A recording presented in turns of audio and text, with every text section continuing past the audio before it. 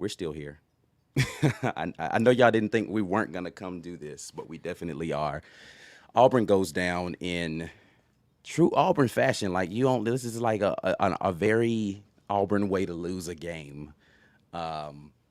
On a very questionable call at the end, not getting the chance. But yeah, man. Listen, I'm just gonna say this straight up. First of all, thank everybody for coming here to the post game. Let me go ahead and grab this super chat that was in here super early. If you're not able to chat live, it's because you're not a member. You need to become a member, all that good stuff. JT Martin, we're simply a bad football team. No more excuses. I need a Mike G rant, or maybe should just place be at peace with B Will. We suck. It's hard to argue against us sucking after the performance that you just watched. I still put this a lot on the coaches. Now, the defense did not play well for the vast majority of this game. But 3 points after you score 14. Like, I get we want the defense to shut people out and all that, man, but good Lord, man. Can we score in the second half football games? We just haven't done it.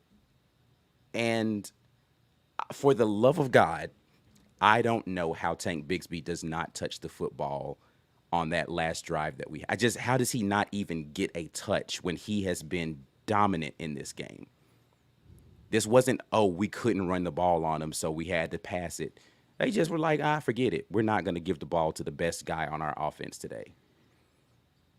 With 5 minutes left in the game, there's definitely time to run the ball.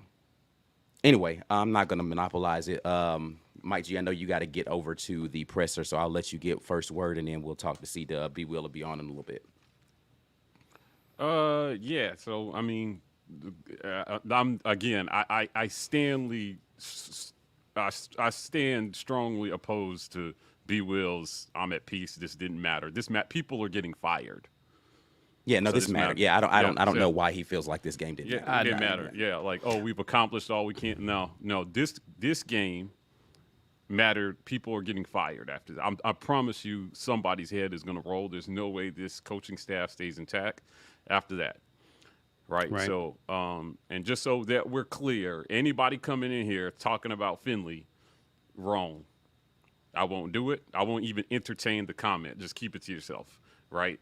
I thought that under the circumstances, he could have obviously played better, but this was just like last week. We didn't put that one on Bo. This week, I'm not putting this one on Finley either, right? I thought that he made open throws when they were there. Missing Kobe Hudson definitely hurt this team. Right. Yeah, that's true. Right. Because he's a guy that gets separation on his routes a little bit better in those Right. situations. And Finley was hanging in the pocket, man. I thought he showed patience in the pocket, and he at some point you have to force throws, because if they're not getting any separation or guys aren't open, you'll just be throwing everything away. Yeah. Right. And the So, offensive line did a decent job blocking tonight. I mean, Yeah. they were blitzing like crazy. So I don't expect them to be perfect. Yeah, I think pass pro held up just like it has been. The two dropped snaps though are bad. Yeah, I thought the one near the goal line was a little low. It looked a little low. Yeah, but he's got to catch that. He's gotta regardless. catch That's on Finley more than it is on the center. So that's on him to be able to make it's that. just that kind of stuff is just reps, man. Listen, he's a lot taller than Bo is. Snapping the ball to him. I mean, they made it very clear he's a tall quarterback tonight. Yeah, right. I mean, I don't know, dude. Like I said, I think the coaches wear this one 100%. I do think officiating was bad. Listen, a lot of decisions have to get made in the aftermath of the game. A lot of decisions, right? And there were decisions about who to start at wide receiver, who to start at kicker. Oh my God. Which let's be clear, all those decisions came home to roost tonight. Yeah. Right? This was not just South Carolina. Florida was a bad team. I heard all that. Listen, I was just like, but this team has been wildly inconsistent. Anybody claiming to know or that we're going to just run anybody off the field at this point in the SEC plot, I just think that's too overly optimistic. This is about what I expected. which is why I stayed worried, because I knew it was a possibility this Auburn team could show up, because the last one was on the coaches, and I put that loss on them, and it's the same dudes on the sidelines. Yeah. So I got to hop over here, guys, and make peace, and I'll be back. All right. How? I'm gonna grab these super chats real quick. Stuart Donald, I'm currently on the fence as to the quality of our coaching hire. Listen, it's in question, man. I don't know how you can watch this game and not question what we've put together from a staff perspective and the decisions that have been made. I feel bad for Tank, definitely do. Listen, man, if Tank Bigsby leaves in this offseason because he doesn't feel valued by this staff, I would be so pissed. I would be so pissed, man. Yeah. Go ahead. Jerome Go. Marshall I'll address says, that. Beamer said they ran the same two plays over and over. We couldn't stop it with better talent. They did. It was literally them running the same plays over and over again. Just we'll talk about it. Oh, tomorrow's grades are going to be brutal. Jazzy Joe with the big super chat. I'm sorry, y'all. I'm going to be that fan for now until it wears off, but I don't want Harsin. He can't get his guys in here until we have a record to show that that's yeah. Question, is Tank gone? That's what we just asked about. Is Tank going to be like, hey, man, listen, you guys didn't give me the ball when I should have gotten it? And he's got a legitimate gripe there. Douglas Snyder, bullcrap call. Can we get listen? Man, listen. Okay, so my issue is that we always seem to get the crap calls on us in this game. But we didn't get any of the questionable stuff in the other direction. None of it. Mm-hmm. None of the questionable stuff in the other direction. Like I don't even know what the penalty situation was in this game, but I don't feel like South Carolina got any of them where it was like, okay, I can see where like it just was everything that could have gone their way, officiating wise. They swallowed the definitely did. whistle on several plays where a hold should have been called. Where the most obvious play that we had was the hit out of bounds, but I still think that was holding before he broke free to get up the sideline. So I'm just like, man, come on, bro, can we get something? The third down throw to Javarius Johnson, I think that's a hold on the DB. But again, I don't want to put this on the officiating because, again, 3 points scored in the second half of this game with a missed field goal and a fumble down close to the goal line when he had an opportunity to get 6. It's really what killed us. Let's be clear. You don't put yourself in a position where a bad call decides your fate against South Carolina. Absolutely. You just don't do that. Yeah. Should have been even a non-factor. Non-factor. Like they should have been in this. It should have been a situation where they got to go for it because they're down. Right. They were up. Yeah. And felt confident enough if we punt the ball to them, right, we feel confident that our defense will hold them. Right. Yeah, and that is crazy. My eye the Tiger, Shane Beamer just said that they after they got down 14, lined up and ran the same two plays over and over, and we couldn't stop that. Yep. Somebody else just said that. We got Joe Kyle saying Finley's 4th and 16 pass was great. The drop snap was in his knee. He was supposed to hand that ball off to Tank. Bad snap. I mean, again, I hear you, bad snap, but like it hit him. This is the same thing we say about receivers. It hits you in the hands, you got to catch it. Like he got both hands on that football. Bad snap or not, maybe that should have been disrupted the timing on the handoff, but not him fumbling the ball, in my opinion. Stu dies a lot, losing 100% on coaching, going forth, and I don't understand going forward on fourth on our 35, not using Tank. I don't understand that. Punting with 4 minutes in, I don't understand it. Steve Nash says this game was a cry for help. Too many chords to pick from to go through this ridiculousness. Tank should he could leave. I hate to say it, but listen, that's the reality. Like, he has a legitimate gripe with him not being used more effectively in this game, considering how well he was running. Replace SEC officials with cameras and AI. I'm tired of the nonsense every week. No holds, illegal blocks, or PI, but they reverse that at the end. I agree. Listen, I think the officiating was terrible in this game again. And when it came down to the opportunity for it to be something that could have gone in our way, they were just like, nah. We're good. And I just don't, so my question is, and this is what I put in our private chat, what was the initial ruling on the field? They said, I think when they went to go to the replay, they said a recovery by the receiving team. And so I thought that meant that they said that they thought it was a touch initially. No, but I'm like, how did no, you initially even think that was a touch? Because no. They ruled it was Auburn's ball, and then they went back to review it. so I don't know how you, because unless I'm mistaken, and I've watched a lot of football, it's supposed to be conclusive video evidence to overturn a call, right? So if the initial ruling was South Carolina football and you're like, oh, that's too close to call, we're going to stay with the ruling on the field, I have less of a problem with it. I still have a problem because I don't think it actually touched him. However, if it's ruled Auburn football, that video can't be the reason why you overturn that call.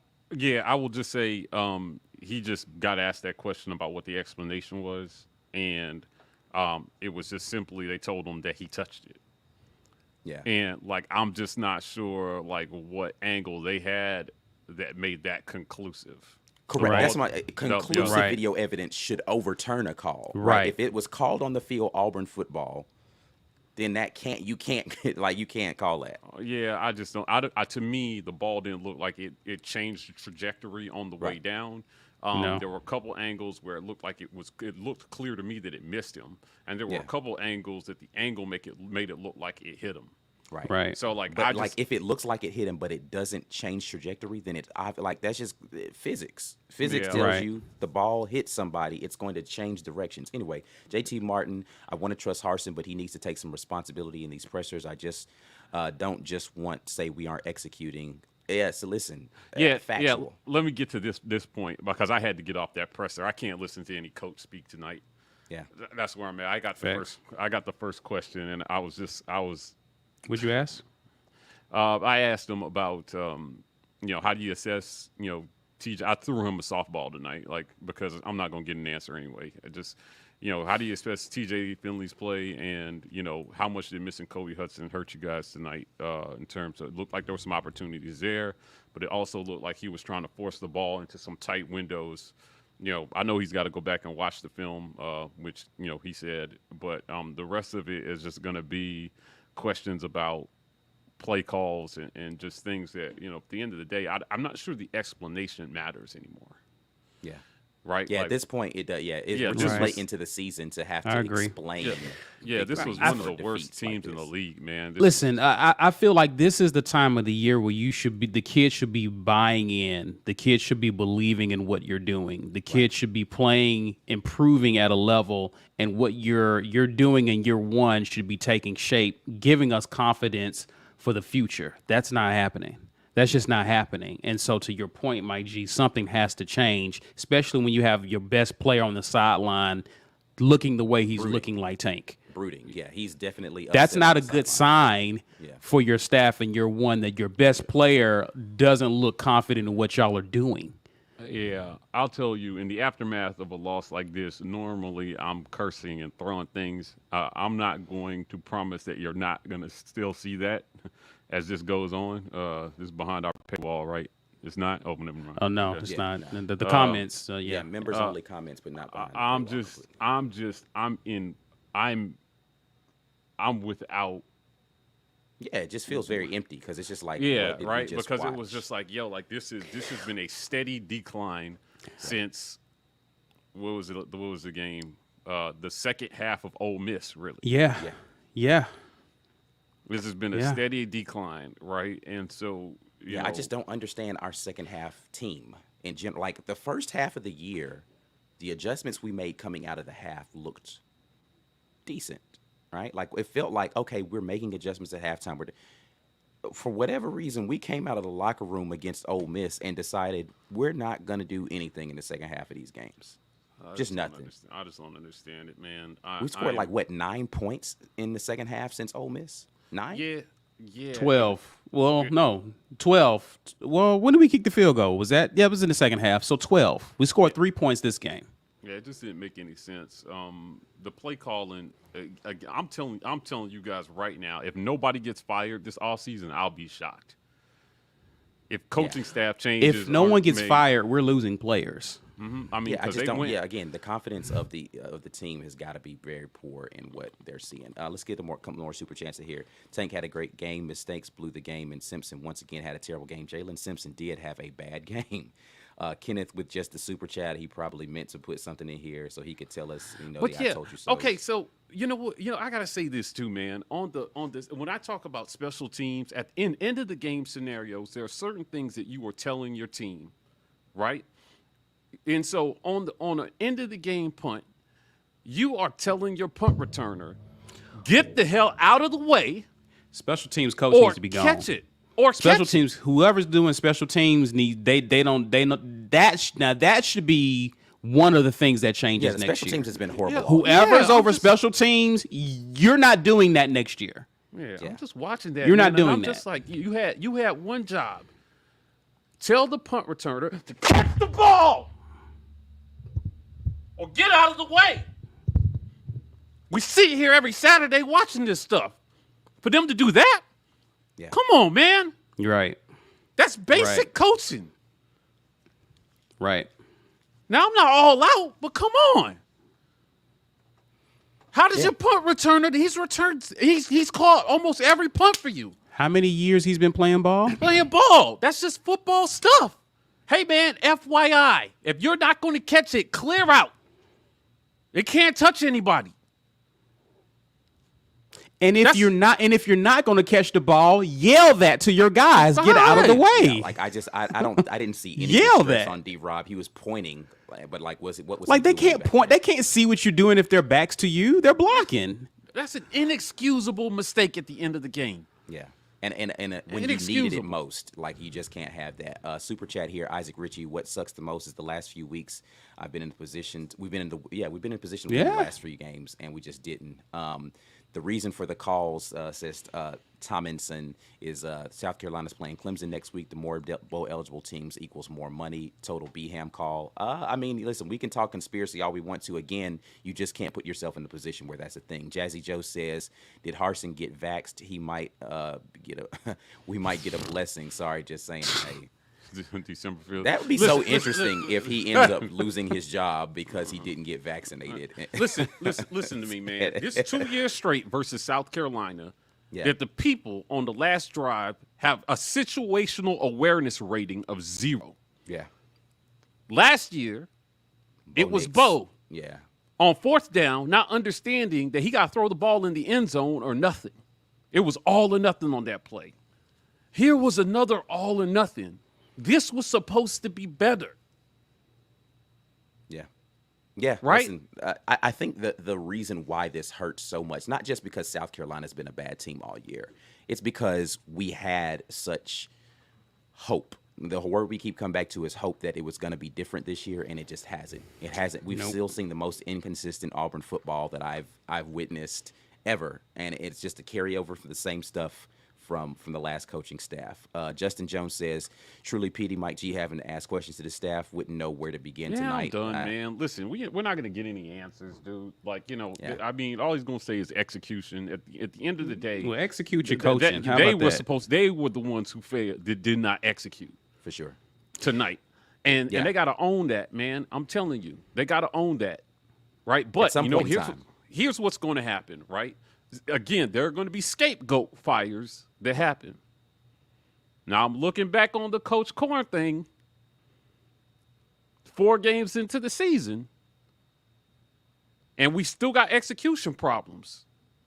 Right. We still got, one wide receiver is out. I thought Shed did a pretty good job in this game, just catching balls in traffic. 7 receptions, Shedrick 111 yards. Might have had his best game. Best game as an ever. Auburn Outside of receiver. Tank, that was your best player. Might have had his best game as an Auburn receiver. So props to Shedrick Jackson, Yeah. man, for coming out there and Yeah, balling listen, today. Walt, don't do that. Don't do that, man. Come on, don't do this. We watched Bo fumble against Air this year, right? Like, that did not decide this game. That did not decide this game, right? You got a guy who has not started a game in the SEC since last year. Their job was to protect him this game. And they could have, because South Carolina was not stopping our run game. and Run they just game. refused to do it. Big Gap says, on a lighter note, swag out the War Report studio mics. Appreciate that very much. Look, we're trying to upgrade as much as we can. Terry Mitchell, appreciate you coming on board as a member. Lisa Y says, these players played enough football to realize that both coordinators cannot get it done. Worried about tank and recruiting. Listen, Yeah, we should be. We should be legitimately worried. We should be worried. We should be worried about all of it. Spicy Penguin, and I'll get you in here. See, what high school player would believe these coaches are the best option for their future? I am fearful the barn is aflame. I do not disagree with any of these things that you all are saying. Go ahead, C. Listen, the story of this game is we cannot score touchdowns in the second half. Yeah, We held I we understand held people South wanna be mad at the Carolina. defense. We held them to 300 yards. Right. And 35 of those yards was because we decided to go for it at the end of the first half. We put them in a bad situation. We basically The story gifted is them we this can't game. score. We get up that. on teams, Yeah. they adjust, we do nothing afterwards. We That's the basically story. gifted them the game on that fourth down attempt because That I became don't the story believe- of the game. I don't believe South Carolina drives the field at the end of the second half and is up or ties the game if we don't do that. Stephen Nash super chat here. If we don't fire Bobo, we aren't showing recruits that we're serious. Bobo could crap the bed with depends on. So that's a very talent. graphic. Tony Baker for 747 said, just the super chat. I think he wanted to get a question in here though. It said, I personally think that it's crap, Mike, that you don't want to hear about TJ. Because- you begged because for he- him all because- year, stayed on board. No. Now you got your Time out, ears sticking. Tony. Back up. I have not begged for TJ all year. That's factually incorrect, right? And he wasn't the reason that we lost this game. He just wasn't. He just wasn't. Play calling lost this game, just like last week. Ken said, don't take the frustrations out on the new mic. Just like last week. Nobody cried and said, we said it last week as well. It was play calling. Yeah. The Yeah, guys calling the listen, plays. This is the vast majority of this is going to be on coaching. Now, again, I'm not upset at anybody who thinks our defense could have played better. Absolutely could have. Yeah. But the defense did not lose this game for us. Now, they could have won it for us in a couple of situations, but they didn't lose it for us. Play calling, in my opinion, lost this game. Philip Right. Coleman, D-Rob is softer than baby crap. Yeah, he had a bad game. He had a bad game. Doesn't like Very contact. bad He game. does not like contact at all. Our Yeah, recruiting he had a class I don't is even really know gonna why hurt he's after back this there. loss. So let's not even talk about the punt. I don't want to see D-Rob in situations where he needs to make moves in the open field. The reverses to him, the screen pass that they tried to throw to him on that third down, like that's just not D-Rob's game. That's a Javarius Johnson role.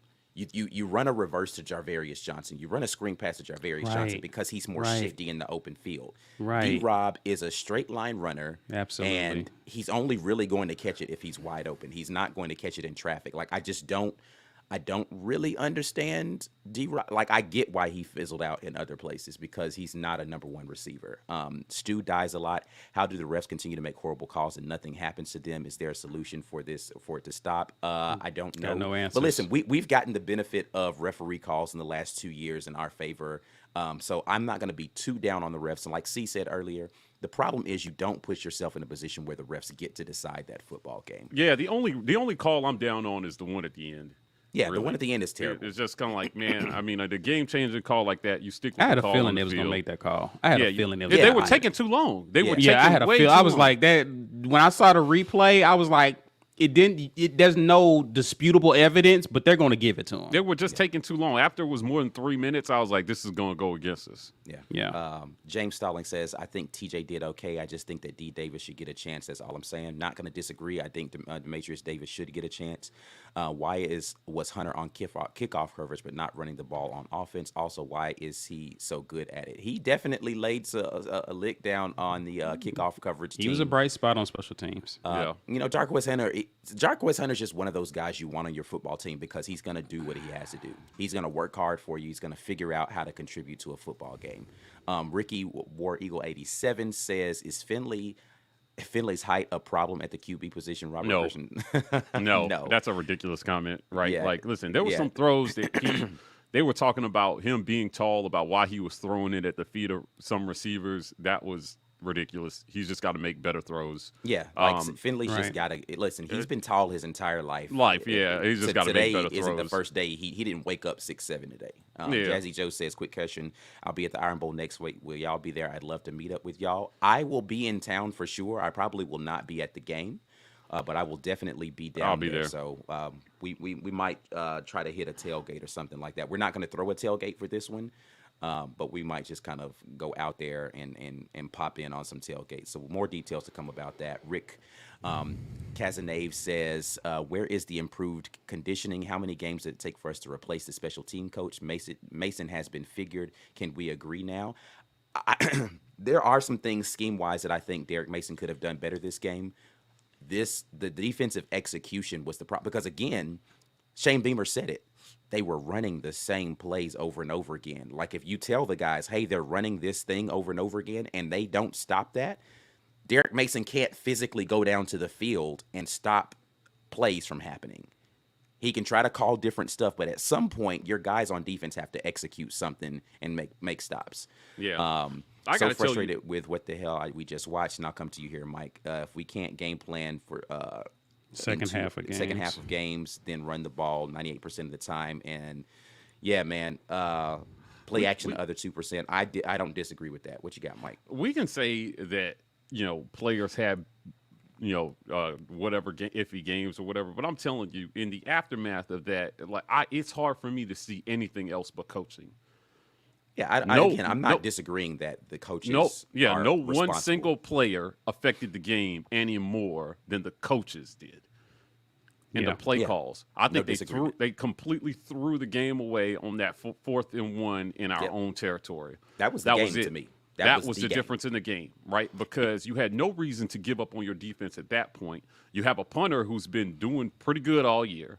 You could have pinned them back and given them a chance to get a stop rather than giving the offense a short field. Yep. Right? That 7 points is on them. If you subtract those 7 points from the total, we win. We win this football game. Point blank, period. We go into the half. Either they kick a field goal at the end of the half or they don't get points. And we win this football game. John Brandon here. Georgia's fans' biggest complaint about Bobo is he consistently abandoned the run at a logical time. History repeats. Absolutely don't understand what happened there. I Am Hop says, great new mics. At least basketball season is here. OC lost us this game. Tank should have had 200-plus yards. Listen, any game where Tank Bigsby runs for 150 yards plus and we don't win is an indictment on the play calling. Point blank, period. We have talked about how terrible we've been in run blocking over and over and over and over again. And Tank went for 150 yards and we still lost. That's 164. A shame. And you went away from that at critical times. Especially when you've got a new quarterback in there, right? You've got a new QB. It boggles my mind. Why not continue to run the ball? Boggles my mind. To blame the ref for losing, just a general comment on how consistently bad the refs. I don't think. Bad. No. We understand. We understand. We understand. Listen, I was watching Bama, Arkansas before this one, and it was atrocious. I was on record on Twitter. I was like, this officiating is atrocious in this game. I just knew they were going to screw Arkansas somehow down the stretch. Yeah. Right, but they were making bad call after bad call in that game. It's been bad all year. In tight games, it sucks because there are calls that can affect the game. This was another one of them. The refs are too much of a storyline this season. Yeah. Yeah. It's embarrassing for what's supposed to be the best conference in college football to have the worst refs. Yeah, Philip Coleman, I don't agree that anything about this quarterback looked Heisman worthy, and I don't think that defensive play calling is the reason why that happened in this game. This I agree with. We could not contain the edge at all tonight. I give you that all. Yeah. I mean, their backs were getting to the edge consistently. It was. I don't know, man. I'm telling you, the play calling offensively at the end made this defense look a little worse. Listen, I put this mostly I understand anybody here who is upset at how the defense played. Again, 7 of those points, you might as well just put that in the coaches column. The defense gave up 14 points. Right. Even after all the complaints, they gave up 14 points on their own. But this wasn't some kind of dynamic stat line. They gave up 306 yards of total offense. That's what I'm saying. That's what I'm saying. And I said you subtract 35 from that. Yeah. They really gave up 200 something yards. Holding a team to 300 yards of offense is pretty damn good. It's pretty damn good. That's what I'm like. I'm not bad. I'm not as down on the defense. It would have been less. It wouldn't have been less if you did not put their backs up against the wall with that fourth down call.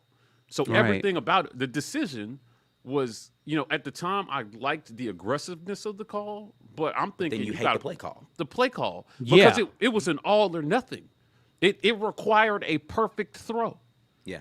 To a covered receiver. It was a bad call. Tight end at that. Tight end, it wasn't yeah. like it was a bad call. Yeah, it wasn't. We don't. It's not like that's Canyon out there that you're throwing a jump ball to. You're throwing it to a tight end, hoping that TJ can hit a throw that he has not made the entire game yet. It's just bad a terrible call. Bad call.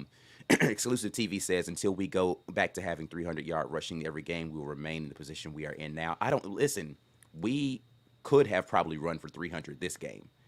I just don't understand it. Trey Boy Films with the super chat. You probably have something else in here that I'm missing. I apologize. I'll try to find it. We didn't use. We could have used Jarquez Hunter a little bit to spread the love a little bit more in the run game. And because Tank had 22 carries. I just don't even understand why we threw the ball at all. Like, I would have just continued to run until South Carolina proved that they could stop it. Jackson Joe says Dan Mullen for the OC next year. Listen, Dan Mullen as an offensive coordinator, I'm not mad. I'll take it. He likely is not going to have a job at Florida. So, listen, I would take that all day. You can find him at your local unemployment office here in about 7 days. All right, I think I've caught up on all the super chats. And apologize, my voice is rapidly getting away from me between I had a show last night and in between me yelling at my TV during this game, my voice is almost gone.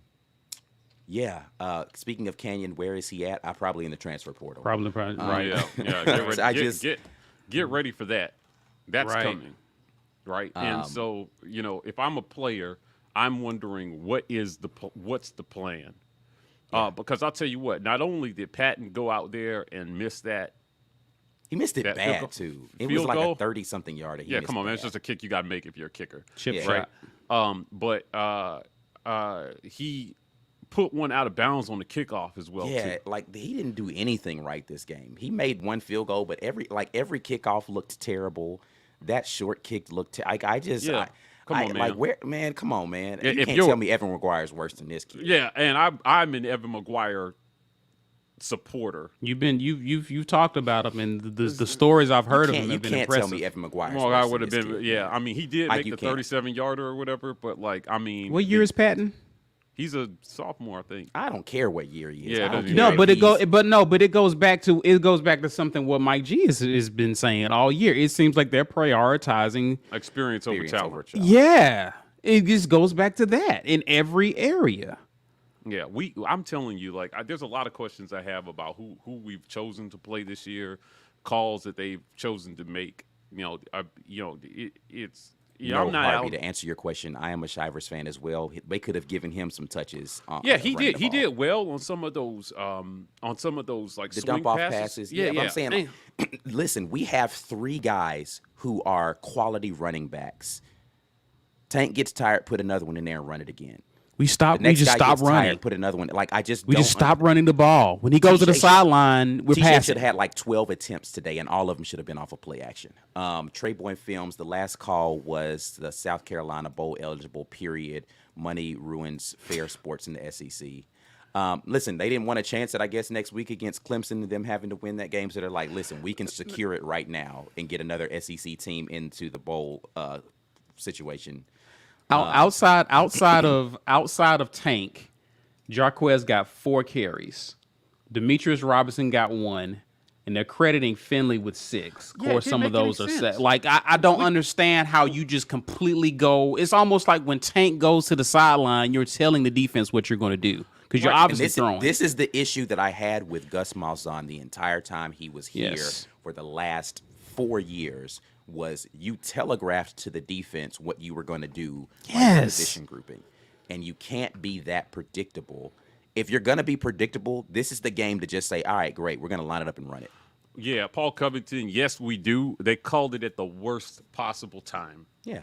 Yes. That 3rd and 8 was the worst time to call that screen pass to Robertson. Like, I mean, you have a quarterback who has been finding receivers upfield in critical positions. I just did not Yeah, he just made a call. fourth and what was the fourth down throw he made? Yeah, What was the down and distance on that? It was and 4th what? and 16.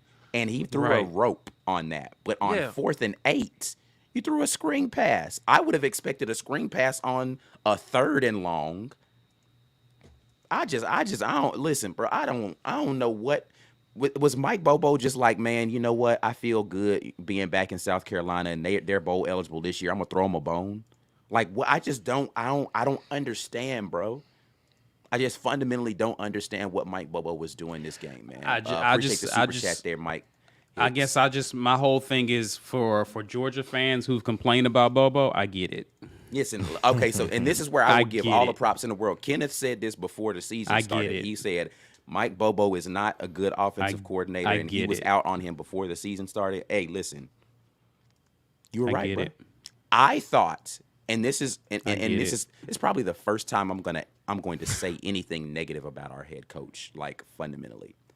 I thought Bobo was a guy who knew how to play call during the game, but Harsin was going to figure out a way to put a scheme together that was going to be drastically different. Correct.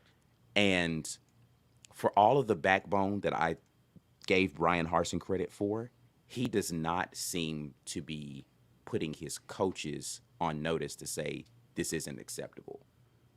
Because 12 points in the second half of games since Ole Miss should say we're not doing it right offensively. Offensive coordinator, what are we doing here? Nope, you're not calling plays anymore. I'm an OC too. I would have accepted a Gus Malzahn-esque, nope, I'm going to just call the plays going forward, bro, because you're not getting it done. And just go ahead and we'll figure this out in the offseason. But I can't trust you to call plays anymore because you're just not doing it the right way. Jazzy Joe, appreciate the super chat. Should Harsin call the plays? Oh, I just said that. Yeah. I think Harsin should. Well, I don't know, man. I don't know right now because the decision to go for it on 4th down was stupid. So it's like, are you? Yeah. Is this too big a moment for you, sir? He makes 1.3 a year. Who? Mike Bobo does. Mike Bobo makes Wow, he's definitely being overpaid. Yeah, he's definitely $1.3 being overpaid. a year. Yeah, but I mean, they didn't have any problem pulling the trigger, firing Coach Korn. Yeah. Right, and I'm telling you, there's definitely got to be some more. Needs to be some changes. We have an offensive head coach. Offense should be the least of our worries. For sure. Again, this is what I was upset at with Gus Malzahn was you're an offensive guy. Our offense can't be this bad. Super chat here from Solomon Leverett said, y'all think we'll keep Omari Kelly in this recruiting class? Receiver commits got to be scratching their heads right now. Yeah, you know what? Because we don't, the running back commits are the ones that need to be scratching their head right now. Yeah, we not run receiver the ball commits. Receivers getting the ball thrown to them. We're throwing the ball a ton. So yeah, if you're a receiver, you should be like, I can go in there. And but do if this. you're a receiver, you're also wondering about the guys that they're putting on the field. You either for see sure a guy that you can beat out, or you see, hey man, am I going to sit behind a guy that is not as talented because these coaches value experience over talent? It's probably the former because they don't see that yet. This is the reality, I don't see them seeing that yet, Mike. I don't know how many people we can fire because there's just not a lot of money to spread around considering how much we're still paying people that don't work here right now. Joe Kyle, appreciate the super sticker and the support. Appreciate that, Joe. Tony Baker jumps in and says, Coach Bobo, Friend, and Mason are problems. Ridiculous on 4th down. That has to be a handoff to Tank. Don't like the players, smiling on the sideline. Listen, it's a head scratcher. Yeah, Tony, I have to agree, man. All them coaches need some accountability. And every time we've asked, very few times have I heard a coach say, this one was on us. We could have called a better game. We could have put them in a better position. I've heard them say, absolutely needs to happen. Yeah, I've heard them regurgitate execution. Well, today I felt like they went out there and they executed exactly what was called. Right, but chances of doing some of those things again. I keep going back to that fourth down. Like it was an all or nothing when we didn't need it. They weren't stopping us from running the ball at that point. And then you had Finley go throw to the only option on that play, and he was covered. That's the definition of an all or nothing. We didn't need that. We could have called any play that would have given him check downs or throws that he had already shown that he could especially make. in the down and distance that it was. Like I just don't understand. Like if I don't okay, can we agree? Walt Taylor says that neither side of the ball has made second half adjustments in the past 4 games. Neither coordinator has done it, in my opinion. We can definitely agree that there have not been a lot of adjustments on either side of the football. But I again, I said this in the last game. Your offense gives you anything in the second half of that game, you win. I'll say it again. Your offense gives you anything in the second half of this game, we win. Like we just got to get Literally points on the anything. board. Literally anything. Because we had a missed field goal, right? So if you make that field goal and you score any other points, your defense did enough for you to win. Yeah. The problem was missing the field goal changed the complexion of the drives after. For sure. Right. So here's same thing. Now I said it before the game when I said, listen, this was Finley's shot to show that he could be the guy. Yeah. This is true for other positions as well. How often does your kicker get hurt and your backup get a chance? Right. Yeah. If he was going to miss, that was the one he couldn't miss. Right. Right. So please, sir, have several seats. Let's see the other guy. Yeah. I don't want to see him again. Yeah, I don't want to see Pat. I don't want to see him again. Like he wasn't even good in kickoff duty. Like I said, it's just there was nothing. Right. It's almost you can almost work through it if he's doing good. If he's kicking it out the back of the end zone on the kickoffs, right? Yeah, he just doesn't seem to have a powerful leg at all. Like I just don't know. Jazzy Joe, the recruits see the players' morale like right now. Absolutely. Yeah, that's actually a good point, Jazzy. I got to give you that. Christopher Pugh says Tank was disgusted on the sideline with not getting the ball. Hopefully he's not leaving, but I definitely, again, if we get an announcement that Tank Bisbee is like, I'm headed somewhere where they are going to give me the rock, I'm not mad at him because I think he barely stayed this year. Like we barely held on to Tank Bigsby this offseason. Yeah. We'll talk about this a little bit more. Let's just go ahead and pay some bills real quick. We'll let Ethan Dawe allow me to rest my voice and me vent some frustration. All right, business owners, high-income professionals, listen up. Have you ever considered that by funding a 401k or IRA, you are potentially creating a massive tax burden when you retire?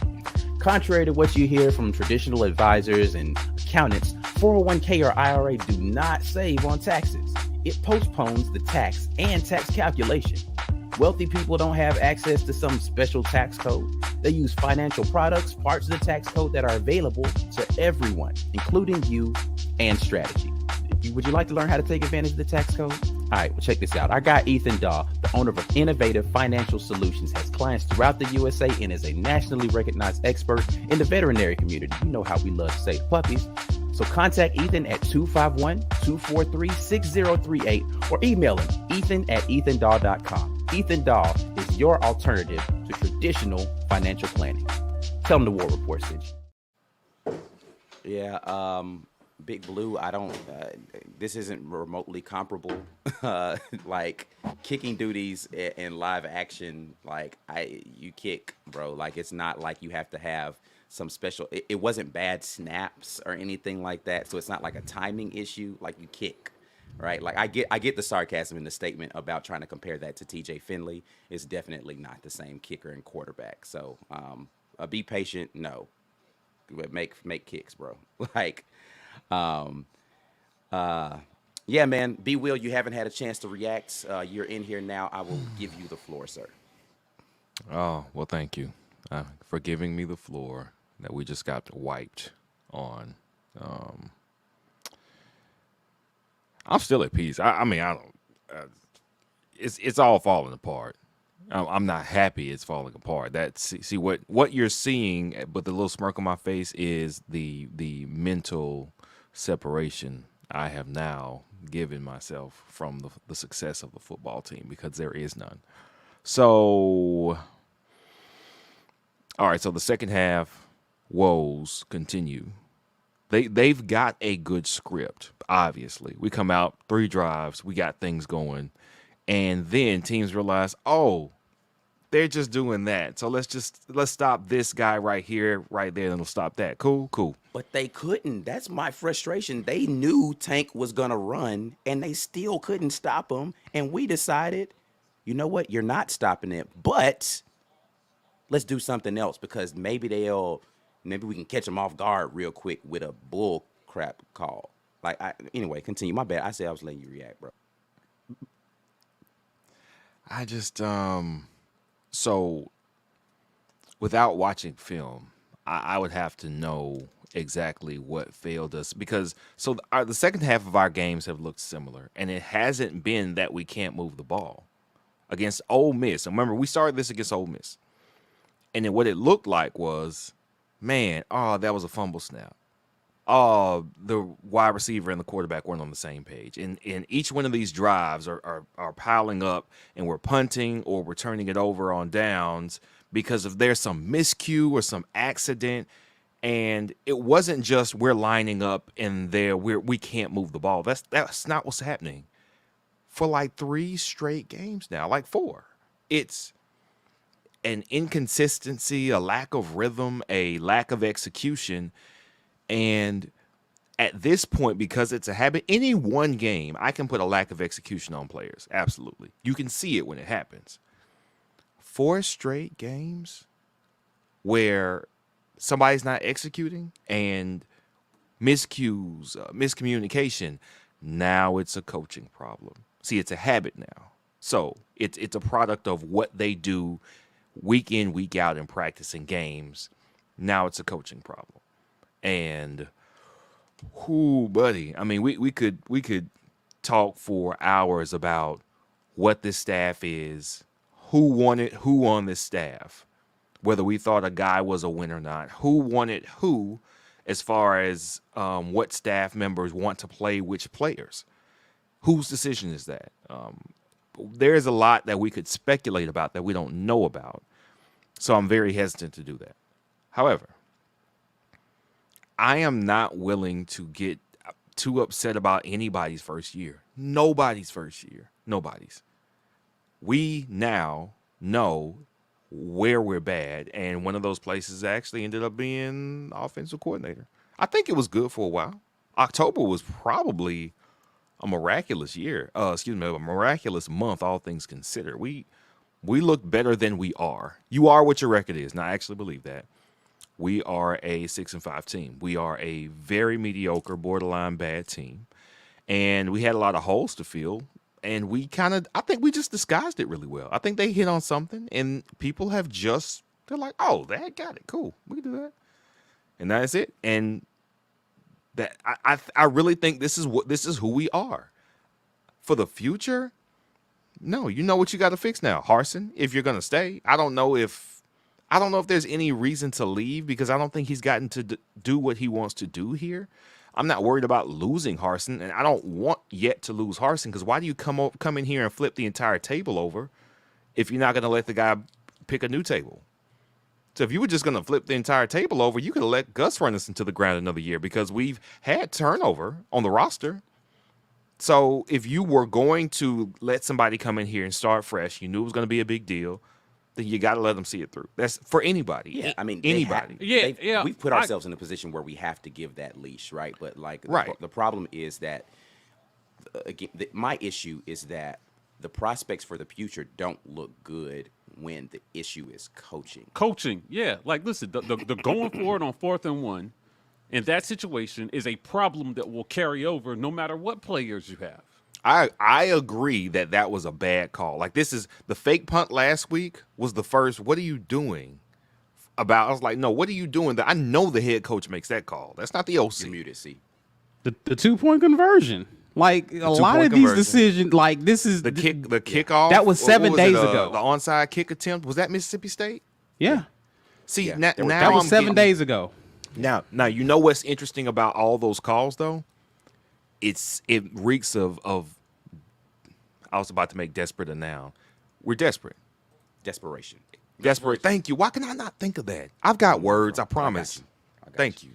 what it reeks of, and I'm including our propensity to pass in this, is, oh crap, they're on to us. We got to do something else. This is a great time to bring this up. 33 passes and 32 runs should have been 50 and 15. Bobo is committed to being balanced instead of attacking the weakness. Yeah, this is the exact opposite of what I thought. That's the Mike Bobo was frustration. gonna come in. Okay. So if anybody follows me on Twitter, I said, well, looks like TJ's going to have to throw this at least 40 times if we're going to win this game. Because that's the way they've been calling it. Yeah, and I he knew shouldn't it. have had to. Yeah, their patterns are clear. Yeah. And it hasn't been a winning formula. It wasn't a winning formula with Bo. I did not feel differently with TJ in there. That's just not been a good strategy for this team. To have your quarterback throw it almost 40 times in a game. Now, he didn't quite get there. I mean, how many pass attempts did he finish with? 33. 33, right? Yeah. Mainly because we didn't get that last drive. Yeah. Which, again, Tank did not touch the ball. Like, you didn't even throw a screen to him, bro. Like, how is Tank Bigsby playing this way? Like, they couldn't tackle this man unless it was, like, gang tackling behind the line of scrimmage. If it was one-on-one, Tank was embarrassing fools. And he didn't touch the ball. The argument has been, and I've made this argument, is that we have to throw to create opportunities for Tank. Well, Tank was running well from the first drive of the game. Right. Like, And even Hunter was moving the pile. Like, it's not like it was just Tank at times. Like, Hunter looked good when he was getting the ball. You was determined not to run you wanted to be balanced and cute. Yeah. And that's what scares me. Go ahead. No, grab that one. That's good. The problem is when we get up in the game, coaches and players think we have the game won, and this is the result that we get at the end. Offensively, you see the run game working, run it until they stop it. Absolutely. Yeah. I mean, again, that's all coaching. That's all the coaching issue. So, this coach has to answer some questions at some point, right? And, for as much praise as we gave him in the offseason for changing culture and certain things, like that 4th and 1, they had nothing to do with culture. Yeah. Right. It had nothing to do with strength and conditioning. That was all on you, bro. Yeah. Right? Now, I don't want anybody to hear that I'm all out on this coaching staff because I'm not there either. I agree with Brian.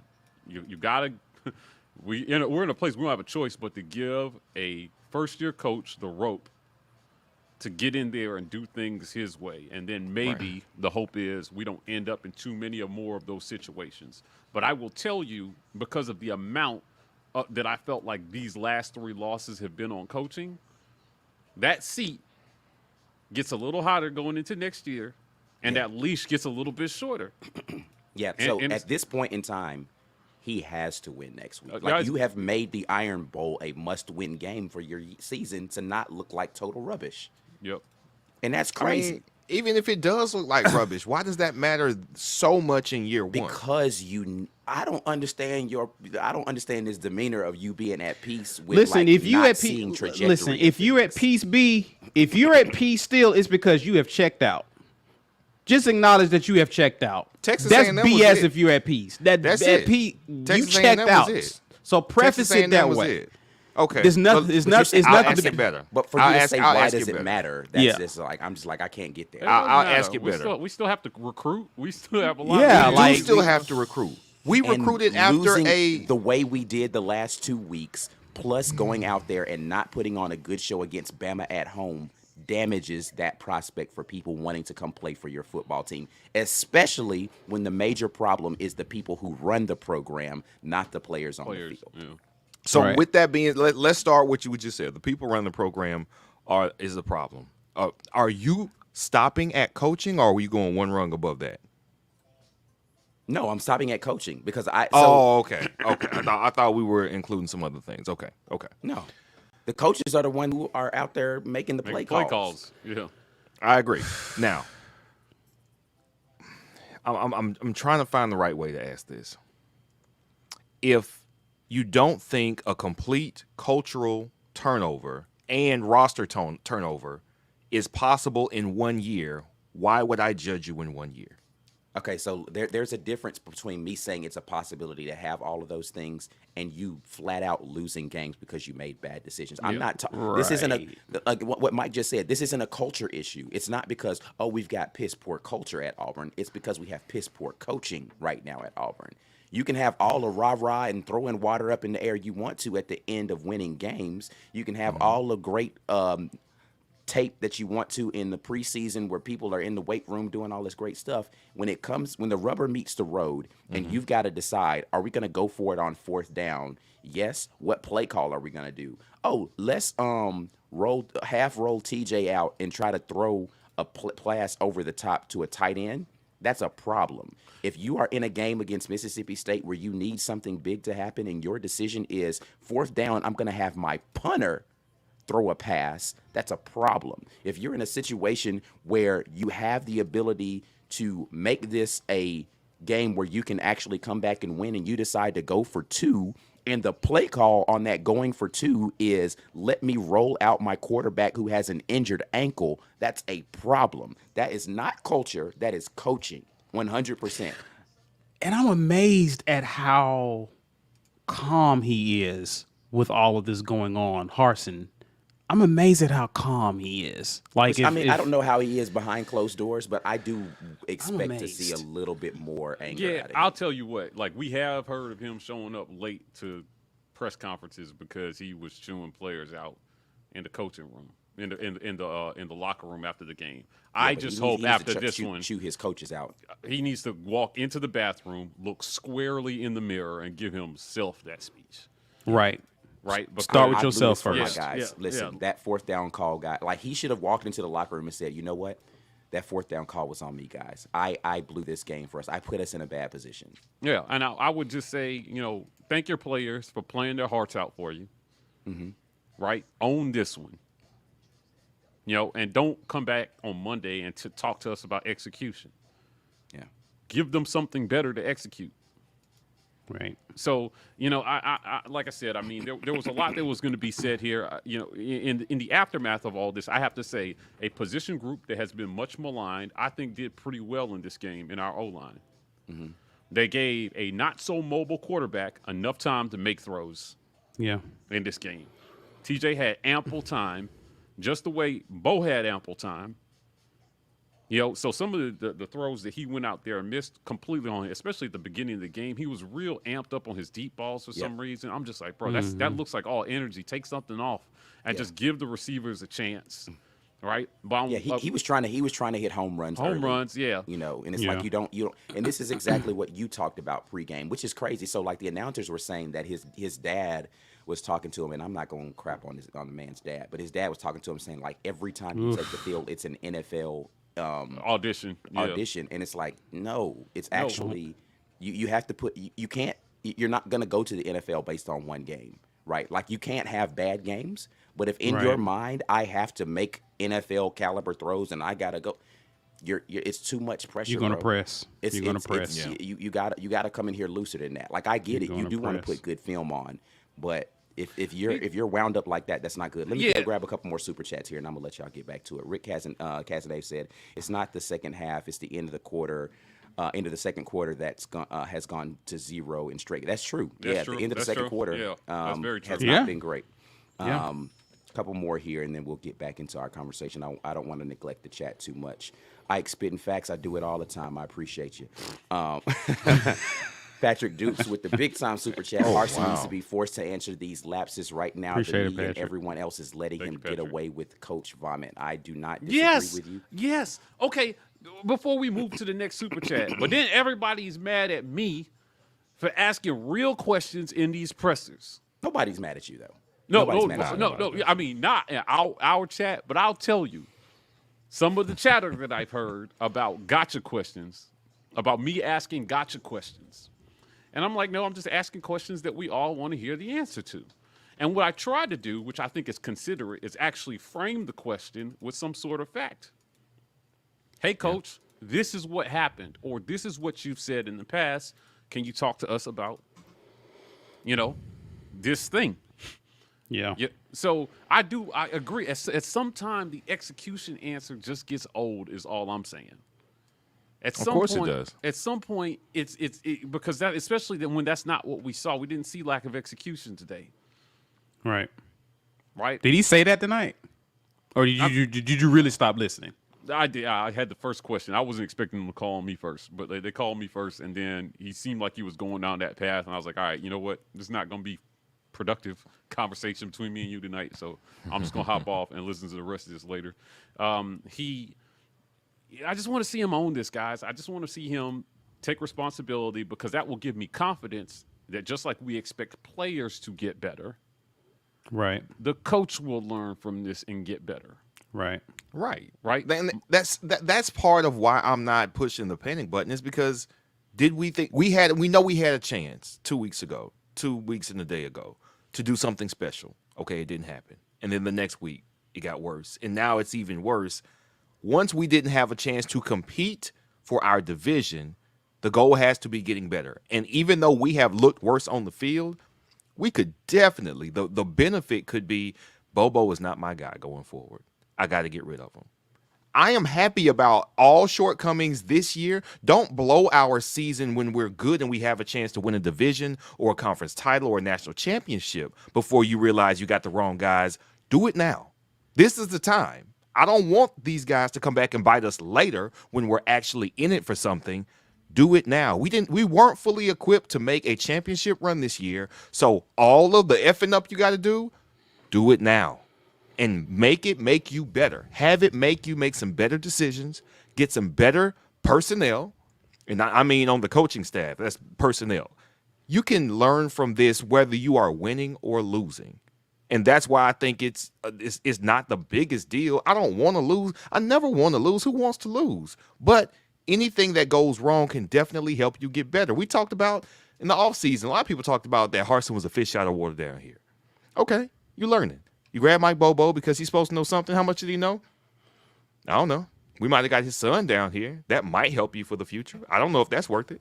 I have no idea if Mike Bobo is a good enough OC when you don't have the guys. If you're going to tell me talent is stacked and we've got all the guys we need to do everything we need to do, then maybe you keep Mike Bobo. But otherwise, you're learning who Mike Bobo is now, Sir Harsin.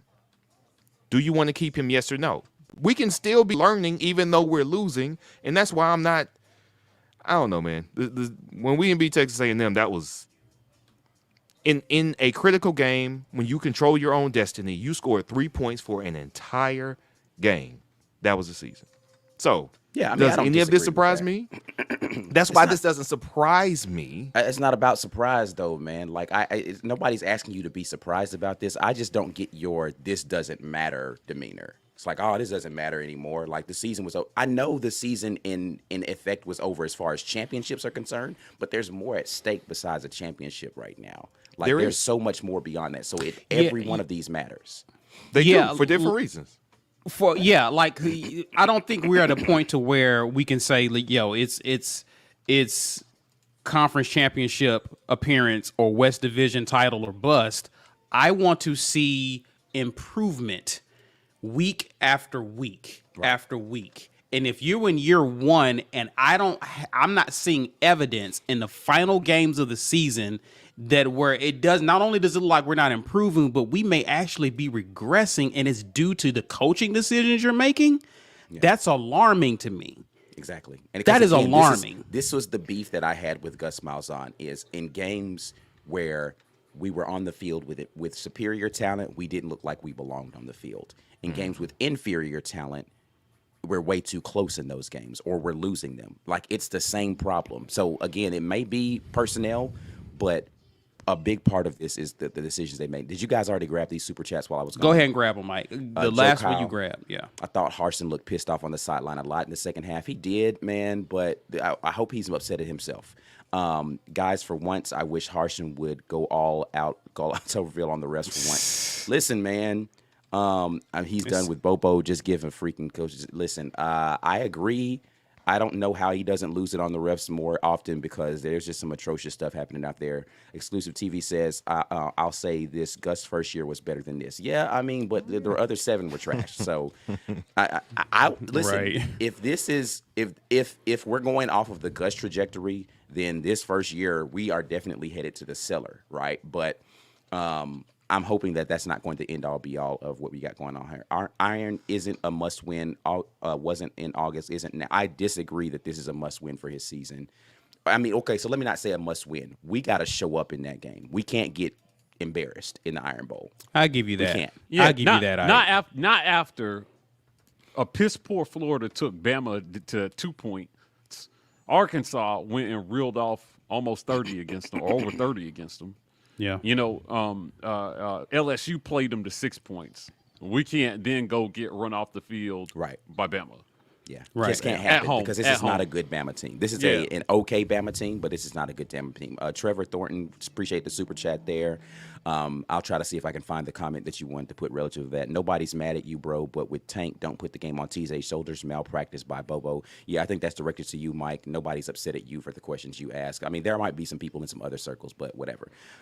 Sunshine Pump, we're bad enough now to avoid playing Wisconsin I'm tired of to a losing miserable bowl Wisconsin, loss too. again. Yeah, I'm tired of that, man. Listen, is UCF bowl eligible? Is there a chance we might see UCF in the bowl game? They that are. Would be, They that are, would be and the actually- that would be the ultimate comedy to the end of this season. Yeah. Would be Yeah, to really play bad. Gus in a bowl game, and the people who make such decisions might laugh at such a matchup. And I mean, we're starting to make, as much as I made fun of the statement that Big Cat said, we're starting to make it look true that we could beat a team like Auburn.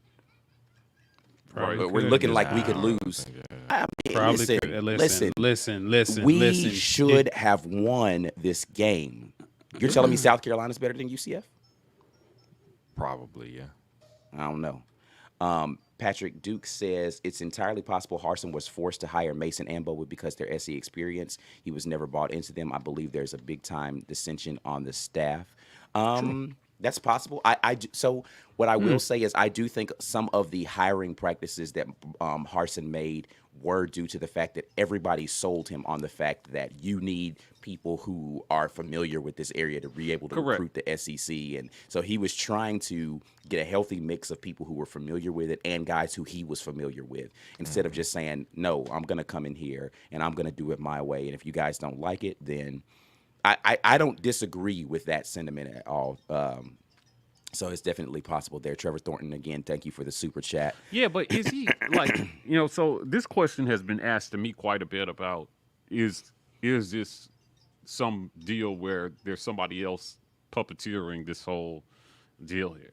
Now, I will tell you, I will go on record and telling you that I would not be surprised at that based on what I know about Auburn. Unfortunately, people meddling in the program is not an issue that's specific to Auburn, though. So someone asked me, well, how does it get better if we have all these people meddling in the program? And the answer is simple. You have to win. Because when you're winning, they can't tell you what to do. Right. Now, they tried that foolishness up the road with Saban after his 7-6 first year. But in year 2, he pulled out a championship. So they had to take their hands out the cookie jar, and then he just kept winning them. So nobody can tell him how to run his program.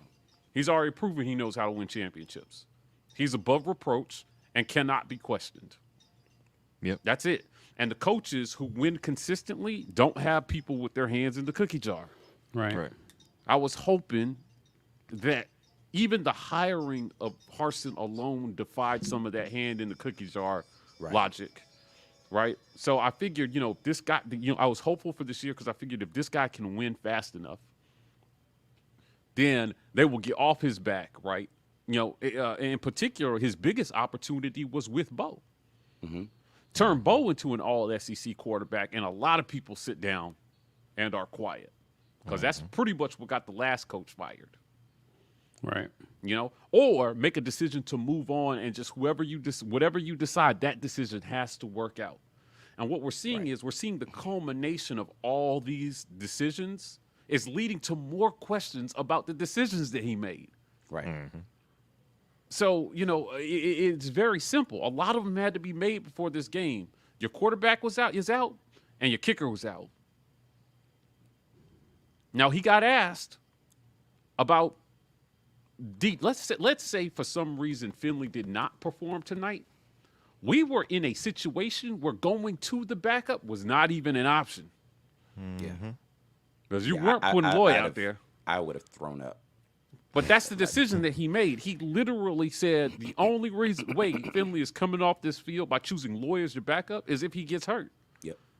And God forbid if Finley had gotten hurt this game. Hurt, right? Yeah. And so again, so people are like, but why? We don't understand. Didi can't even burn his red shirt at this point. Lloyd isn't your future. Why are you investing any time into him? Yeah. Right. And Right. those are more decisions. And we don't know how many of these decisions are solely on the coach, which is why it's even harder to assess. Did he want to hire Mike Bobo? I still think Derek Mason was a good get. We've seen some miraculous defensive games from Mason. Now it looks bad. Now it's looked bad 2 times this season, and there were back-to-back games. We have been exposed. People know where to punch. They're knifing us right in between the ribs now because they know where we're weakest at. Is it now on Mason? Is it on the players that we have on the field? We got like 5 DBs in the transfer portal, and 2 of them haven't seen the field significantly. Walt Go ahead. Walt makes the point. QB1, wide receiver 1, LB2, and PK1 were out. Yeah, listen, I'm not lying. That was tough. Yeah. Yeah, no, so okay. And it was still a winnable let's game. say this. Let's say this. I think if Bo Nix starts this game, we likely win it. Just for the simple fact that him being able to run the ball changes the play calling a little bit more. Right. Right. Like you probably are way more RPO heavy in a game where you can run the ball easily if Bo Nix is playing in this game. So I do think that impacts the outcome of the game. With all of those things, we still should have won this game with better play calling. Like that's I think the better play calling overcomes you having inferior talent. South Carolina is playing with a transfer quarterback from some crappy nowhere school, and they Going just won this game. Wildcat. Listen, Harsin at Boise, Going Wildcat. Harsin and Boise, that's all they did. Was one so like again, off, like, off I of just gr- I can't get with like that. That to me is a failure again of coaching, bro. Like that's just the coaches have to be better for their players in situations where you're at a deficit in talent. AU88 says an SEC caliber offensive line solves a lot of problems. We haven't had one for 5 years. Tonight, our non-SEC caliber offensive line was Did whooping fine. them all up and down the field. Yeah, And we they did just fine. refused to put the ball in the hands of our best playmakers. Appreciate you coming on board with the as a member, Michael Canyon. Yeah, pause there for a second. Michael Kenyon just came on. If you don't have a green name, you can't chat. That's because you're not an insider. So become an insider, join our community.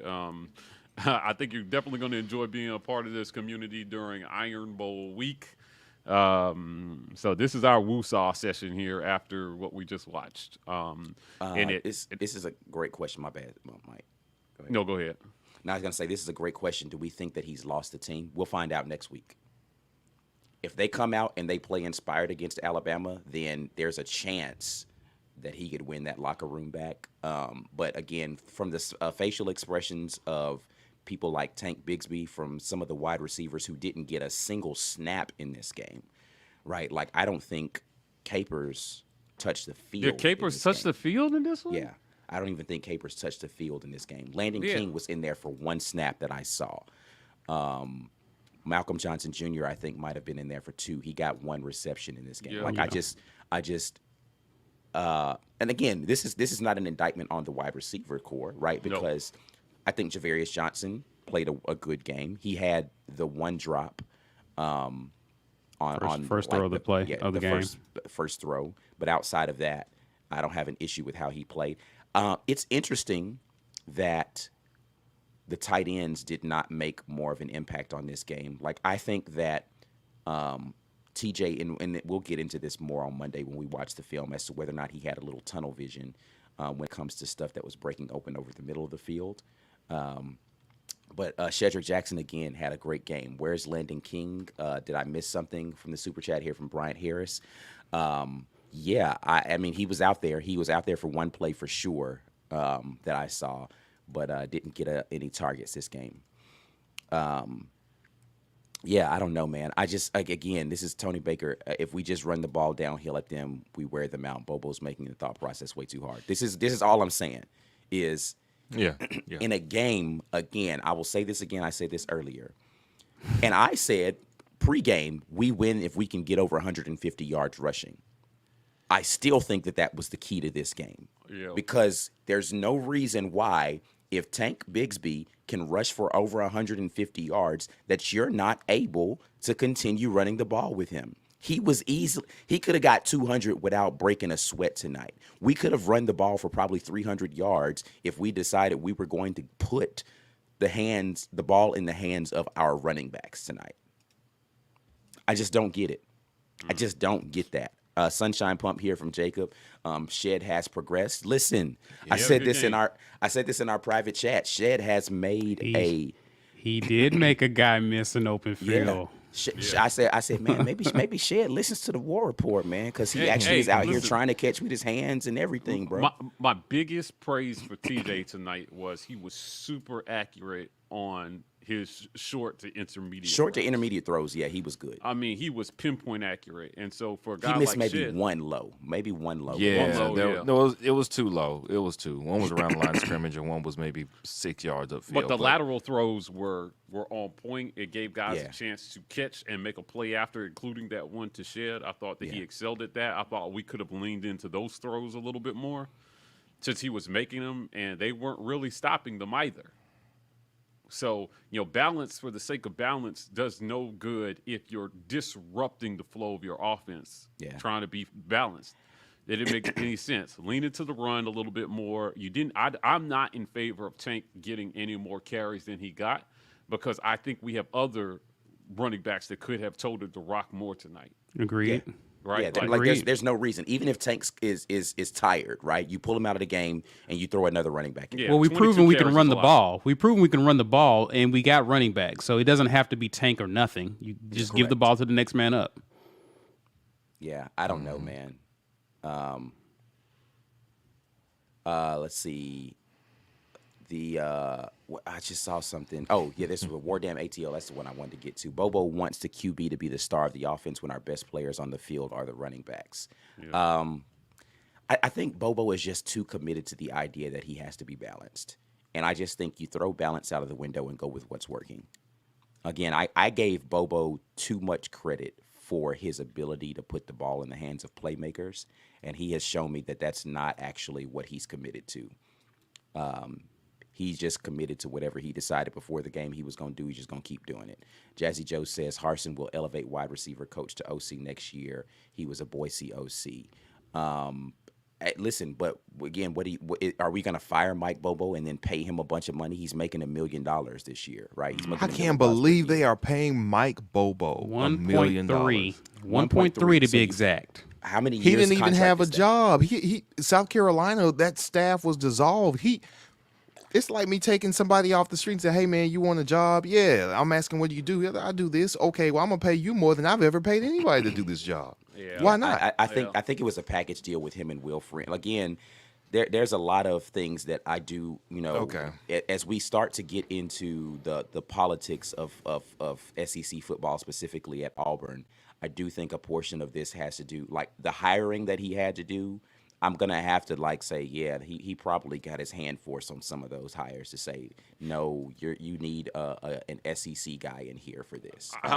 I'll be interested to see. I saw we jumped down in viewers because I put the presser video up while we were on. So I see there's like 150 of you guys over there. I'll be interested to hear what comments the chat has after they come back after listening to what Coach had to say, because they would have heard more of it than I did. Shawnee D-Man Entertainment says first year probably will be good for Harsin to keep improving the roster and his staff. Just my opinion. And that's what I think. This can be a learning experience, not just for the players that we have here, but for him as a head coach here. learning the politics. There's a reason we couldn't get some qualified guys to give us a look in the offseason because of the tampering from the super duper higher ups, which no, that was not confirmed because those people didn't come out and say, well, we definitely tried to force a coach. Nobody's going to admit that. So, okay, but we know enough about the pattern here at Auburn to know that there is a history of higher ups tying the coach's hands to the detriment of the program. Okay. So Alan Green broke rank. He said, look, I'm going to get a guy that y'all need because y'all are on some bull. He got that guy. Okay, so I thought it was 1.3 mil a year at Darby, so thank you. That was going to be absurd to me. So who do we have? You ain't Tony Elliott, what? But, okay. This was if you can win early, and to Mike's point, the thing you do to get their hands off is you win. Now, late October, we were thinking, oh, he really might be able to do it. He might be able to get the number of wins for them to go, all right. Yeah. We see what you got. Yeah, and he definitely needed to be able to make that statement and say, but see, here's the thing, too. If he was forced into some of these hires and they don't work out, does he get to turn around and say, see, if you had just let me do it my way, we wouldn't be in this position? Nope. I don't know. No, he does Nope. not. No, that's not how it works. And by the it way, doesn't, but my by point the way, is that, like, you're going to – my point is that if I'm going to lose, I'm going to lose my way. You're going to have to fire me while I'm winning my way. sure. Right. Now, so here's the flip side of that, though. If you don't do it their way, you don't get the stuff you need to get the better guys that you have to actually win your way here. See, Boise, you can go, just give me the corn-fed guys out in the cornfields and bring them in here. They're 1s, 2s, and 3s. Don't matter. We're going to hard work them, and we're going to get, oh, it is 1.3 mil per year. According to the Montgomery Advertiser, he's making 3.9 for the entirety of his contract. Oh no, I am back to disappointed then. Yeah, that's There you go. Joe, when do we get to the basketball shows? Can't wait to talk Bruce Ball. Listen, man. Mason is making 1.5 a year, I think. Wow. So I think that this is 100% a situation where his hand was forced, and they said, you need some SEC guys, and we're willing to pay them a little bit more to get them over here so we can try to recruit the region better. Right. Now, this is the flip side, though. Okay, so to y'all's point, if you show badly on the field, it's going to hurt your recruiting, right? If you say, hey, man, listen, I'm getting rid of Mason, I'm getting rid of Bobo, I'm promoting Kiesel, I'm promoting Schmetting, that's my OCDC. They're going to hire the guys that they want to work up underneath them, get over it, and I don't want to hear it. Okay, well, now you were in it for a couple 4 and 5s, and you just lost them. Yeah. 4 and 5-star guys. So, I mean, what is the balance? What do you do if I say Mike G says, hey, man, we need these cameras, and I say, man, we need these mics, and Ike says, man, we need this program, and C says, no, we need access to this stuff so I can look stuff up before shows. Okay, great. You either I'm going to give you the step-down alternative to all of those things y'all want. Now, give me the product like you had the best thing. Or you get even less money to do what you need to do the next year. What is the alternative? What do you do as the person running the op? For me, I'm going to be good doing as long as I get the ability. Like, just let me prove I can do it my way. It's like, fine, okay, great. Instead of giving me the 4 stars, you're going to give me the 3 stars. That's fine. I'll go win with these 3 stars as long as I get to do it my way. Because I would rather get fired doing it my way than lose doing it yours. I'd rather. I'm sorry. And still get fired. Yeah, because if I'm going to get fired either way, I at least get my pride. Yeah. I'm going to get paycheck and pride, not just the paycheck. I can't put my pride aside and just say, cool, I'm going to just let y'all run over me. I just can't. That's just me personally. Brian says Bobo gets 3.9 mil. I can call bad games for a pair of Uggs and some used Starbucks gift cards. I feel you. He's getting paid a lot of money to do some very questionable things in the middle of this games. Appreciate that very much, Ken Willis. We did make a good decision on these microphones. Props to our guy, B. Will, for making sure that happens. Getting better, man. So, man, yeah, it's difficult, man. It's a difficult thing to swallow at this point. Matt Horseman says, what at this point in the season is keeping anyone in the program? That's including coaches and players. What's your pitch? How do you keep guys engaged at this point to say, give us one more year. Because look, I was optimistic about the prospects of next year. But listen, if people start abandoning ship on this program, I just don't know what we're going to do here. The transfer portal isn't even really a big option right now. Like, if you're a top transfer recruit and you just saw Dreshaun Miller not even see the field. That's where they messed up. That's where they messed up. Where they messed up was if you're going to get guys to come in, guys who were wanted, were needed elsewhere, with ideas that they could make a huge leap in their draft potential, and you just sit them. Now, what you have said to all of the transfers is, listen, yeah, I'm going to tell you you're going to come here and put out a great season of tape and go to the league. You're not even going to see the field, buddy. Yeah. And now we don't know the exact reason that's happening. Dreshaun Miller is not injured. At the very least, I know that. He's responded when people talk about him on Twitter, say, I'm just waiting. So it's not injury. If it's not injury keeping me off the field, and this is not on the administration of both Harsin. This is on Harsin to say, whatever reason we are not playing people, it's costing us games. It's costing me games not to have the absolute best player on the field. Now, to your point, Ike, you said, at least I'm going to do it my way. Right. So if that means that the 5-star JUCO guy, I think we got the best JUCO DB in the country coming to see us for the Iron Bowl. He's one of the recruits on the list.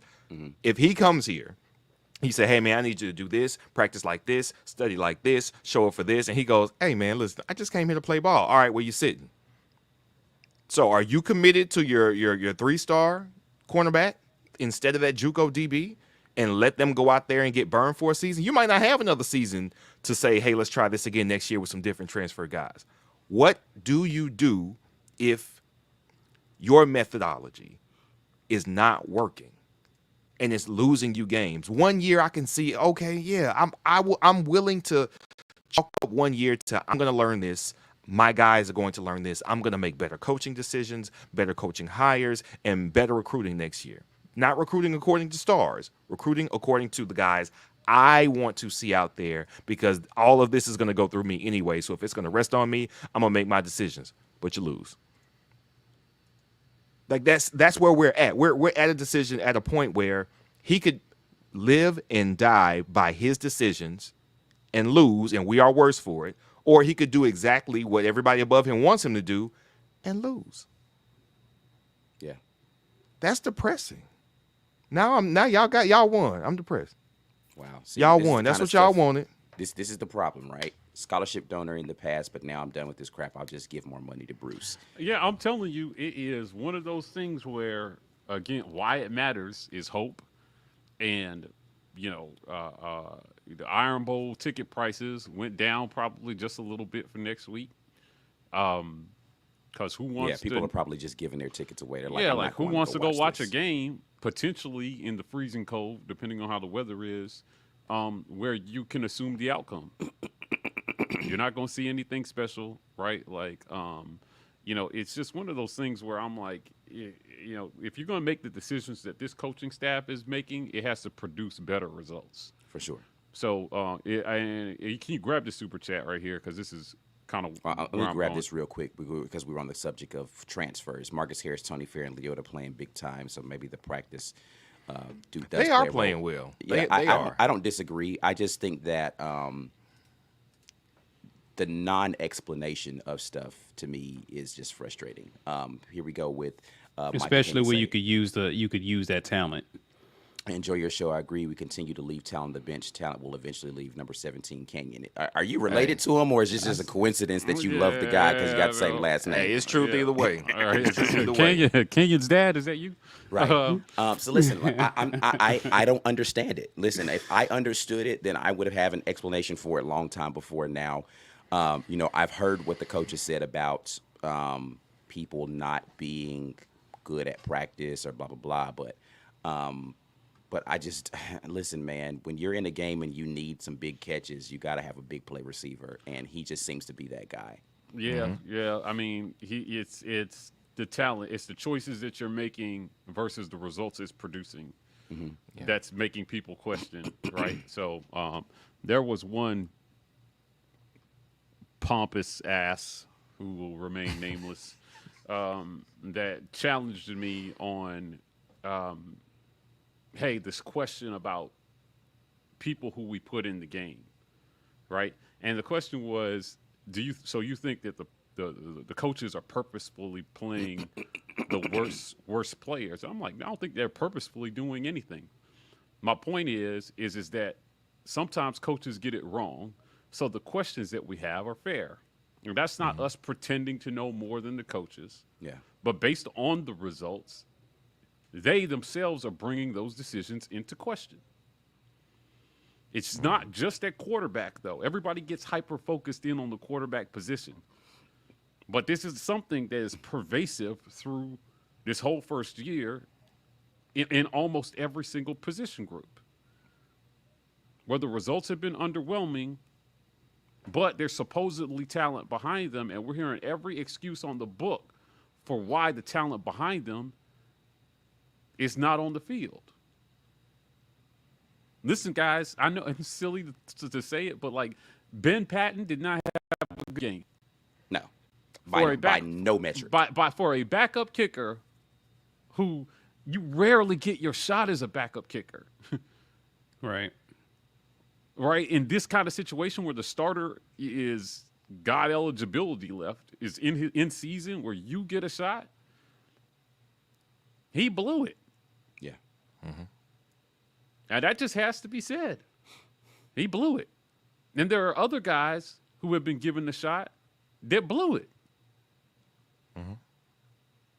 You know, I'll tell you what, had the play calling been better, I would be sitting here telling you that TJ blew it. Yeah, he didn't have a bad game, but he didn't have a great one. Great either. game, right? Yeah. Because the throws in the beginning where he was amped up, he missed. There were just throws out there that he could have given the receiver a chance. It's not to say that it would have been completed, Right. but they didn't have a chance. He got a little bit of a reprieve because as the game went on, it was apparent that the play calling was going to be the biggest issue. Right. Right. So, like, you know, I mean, I'm questioning who they're putting out there based on how they're performing when they put out there. Yeah. Now we went through this with the last guy. He got fired primarily because of how he managed the quarterback position, plain and simple. You know, and talent in general, like how he managed. That's his true. talent. How it came back to bite us in big games. This coach was supposed to be different. He was supposed to be the reset. Favoritism, gone. The best guy plays. Right. But new issues are popping up Right. because of the way that he's choosing. And honestly, I'm not sure that his way of managing it is that much better. It's just a different kind of petty. Hasn't not paid effective. different- Yeah, but it hasn't paid him bigger dividends. So. Dividends in games that were winnable. Right. I think that, and again, that's the most frustrating portion. In the games that were winnable, Right. these little changes were supposed to produce a different result, regardless of the talent level, because we're talented enough to beat A&M. We're talented enough to beat South Carolina. I don't think anybody's questioning that. Right? We had more talent. We've been more talented than Mississippi State. Right. We're just getting out-coached. Yeah. Penn State, we could have won. Penn State, out-coached. The only game where I feel like it came down to the Jimmies and Joes was Georgia. Yeah. Georgia, that's it, man. And so, like, and we could have made, not to say we would have won, but we could have made that at least look game. respectable. Yeah. You know, I mean, our defense held them to 200-something yards almost at the end of the third quarter. So, like, I mean, there have been opportunities here. They have just not been capitalized on. You can point to execution, but now we're at the end of the season. So execution should no longer be the thing that we're pointing at the end of the season. Well, with a new quarterback and wide receivers he hasn't thrown to, unfortunately, that is a byproduct of inexperience between those two parties. Yeah, but again, with this game, the play calling could have. I'm not saying that was the Yeah. no. I'm not saying that's why we lost this game. I agree with you, but I do think now it's almost like we have to go back to September with the way Bo was looking with the wide receivers for a while. With TJ, it's like, I'm sorry, he hasn't gotten the reps, man. He didn't go through that whole learning process. He just had to come in and save our bacon for a minute and went back to the bench. Like Bo had a good 2.5 months of play, and half of that he was getting it wrong. But now we don't even have time. TJ, you don't get to mess up for a couple games and we pull you after 2.5 quarters of a bad game so somebody else can save you. No.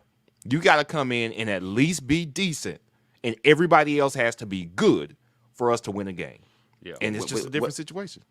Again, frustrating portion of this is before this game, Brian Harsin said, everybody else has to elevate their level of play so that TJ has an opportunity, and they did. Shedrick Jackson, again, the game of his career. Tank Bixby, the game of his season. O-line. Javarius Johnson, great. Offensive line, good. Everybody on the offense brought their A game, and the coaches said, screw your A game. All right. We're going to still put it on your shoulders, TJ. Yeah, right. Yeah, I'm just saying, dude, he said it. Those are his own words. Yeah. It's not just about TJ. Everybody else has. I'm only holding you accountable to what I've heard you say out of your mouth. Yep. That's it. Right. So everybody else did that, and then they went out there with this game plan. Yeah. I just don't understand it. They could have eased some pressure, giving Jarquez a few more runs and taking some throws out of TJ's hands, and just picking. Hell, they could have given Tank more runs. Like Tank wasn't tired. And then calling better plays for him. Because there were some throws that he was throwing extremely well. Right. In this game. That deep end, that deep over route that he threw to Shed, like it's a pro throw. Yeah, that's an NFL throw. I'd rather have them did that on that instead of that stupid screen to freaking D-Rob. Yeah, Steve Bradley has this question again. What do they do all week in practice and not seeing these second half adjustments? Again, I got a lot of crap for a similar question that I asked about trying to get around the execution answer, and he kind of said, well, I don't want to. This was before Mississippi State. Like, I don't want to invite Mississippi State into our game plan, but because I'm like, hey, what did you see? What are you working on in practice here? And there were some acceptable answers that don't give away your game plan, but he kind of said, well, you saw the tape, you saw what we saw.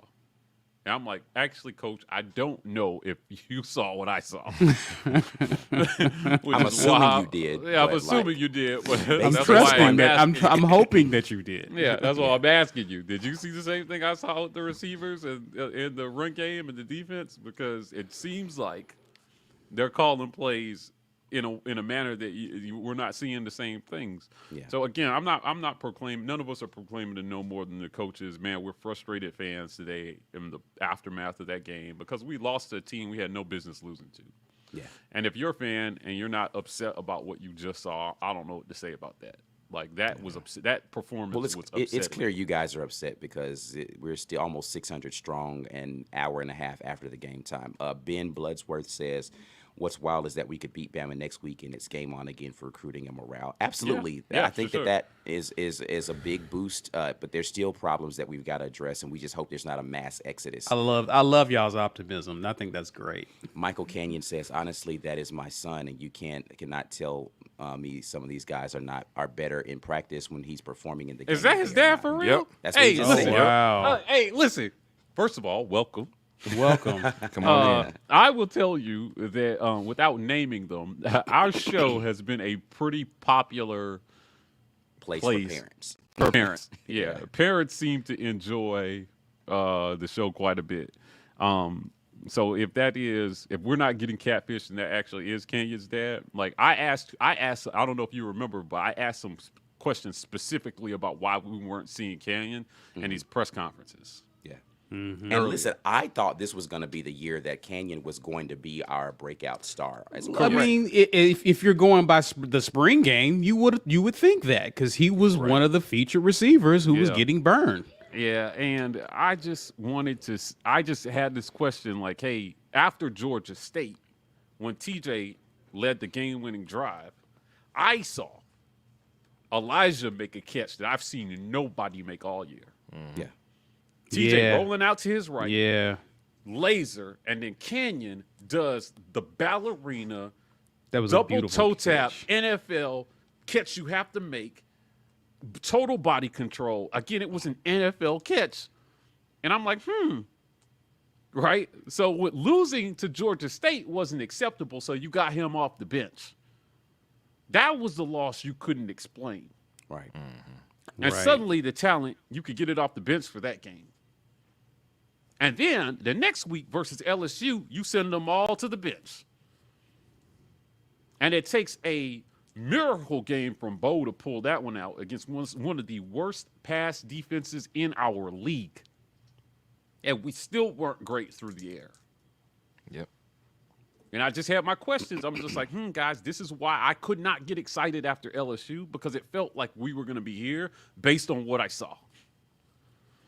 Everybody says, oh, you guys didn't celebrate the win. It's our first win in LSU in 20 years. I'm just like, yeah, I get that. Right? But I don't think you guys are comprehending the hurt and pain that's down the road if we don't improve rapidly. Yeah. Which And it it seemed has- like we were doing that. And I think Right. post Arkansas, that's why this is so disappointing, because then you get to Right. Ole Miss and you win that game, but it didn't feel very good to not score in the second half of the game. Right. Yeah. Right. And you just go through these continued droughts in the second half offensively that are inexplicable. Let me grab some more of these super chats as they're coming in again.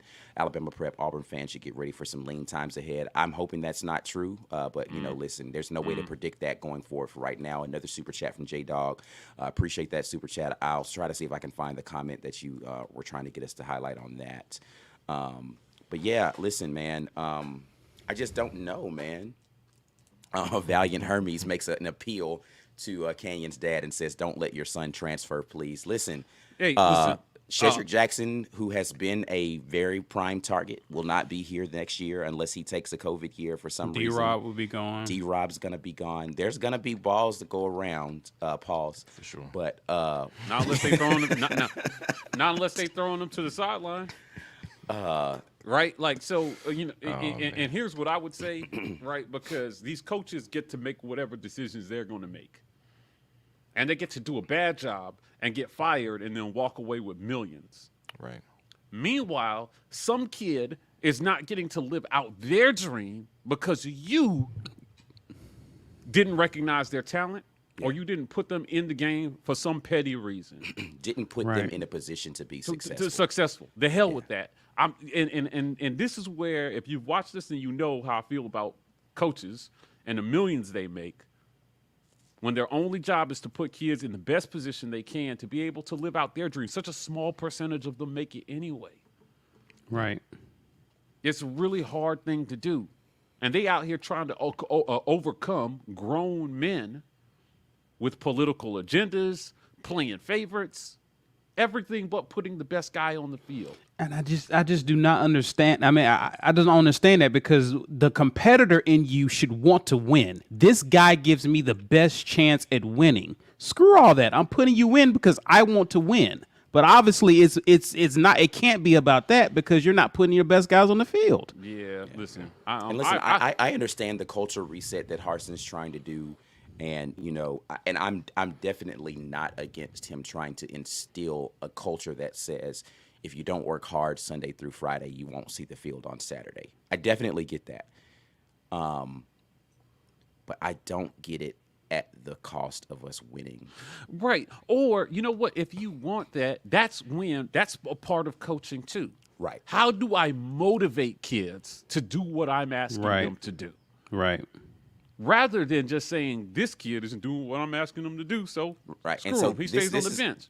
This is where I get into the whole situation of, I don't necessarily put that on Brian Harsin alone, but there have to be some people who are in the wide receiver room, your wide receiver coach, all of your offensive analysts. You got 800 offensive analysts. Nobody can get through to these kids and say, listen, man, Right. all you got to do is come out here and do X, Y, and Z. Like, I'm not asking you to do a bunch of stuff, and we'll get you on the field.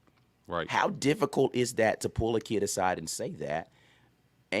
because it's not getting through. I disagree with this completely. Mark Anthony Richards. I don't know about that yet. Canyon's a better player than Mark Anthony Yeah, Richards. I will Mark say Anthony this. Richards not cracking the lineup where he is right now at UCF. Right. This is something I've always been in favor of too. That's why I like the new portal rules, right? Because now he's got a do-over. He can go someplace and play immediately and not have to sit out and not waste a year of his life because it didn't work out here. Right. I've always been in favor He's of saying that. that he practices hard and never sees the field. Oh, I don't got know it. what the practice habits of Elijah Of his was, but like I will say this, when I root for Auburn, but when I talk to parents, I'm clear. I'm rooting for your child though, Right. and if they want to live out their dream, they should live it out. But it doesn't always work out at the place that you started. Yeah. We see it all the time. Right. So when they leave here, I'm rooting for them. Yeah. I want to see them do well. I want to see them do well. Yeah. Because there's no reason why a talented kid shouldn't be able to live out his dreams. Yeah, because just coaches because he didn't get an opportunity on the field. Auburn to show needs it. for these kids to realize their dreams. Yeah, so other Auburn people will wanna needs come that. here to be the place where they can do that. Absolutely. Yeah. Correct. Yeah. Yeah. Or if you are having guys that beat out more talented guys, it's clear to everybody why. Right. You know, Yeah. it's funny is that for as much as people wonder why we place so much question on the quarterback position and who plays at quarterback, and, you know, some people feel like, you know, oh, it's the age-old adage that the backup quarterback is the most popular guy. He is when you don't make the right decisions at quarterback, for certain. Right. But when was the last time anybody questioned, you know, who Lincoln Riley starts at quarterback?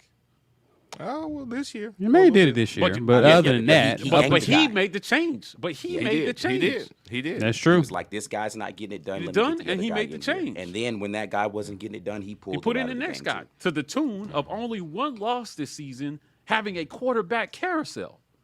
Right. He's without question.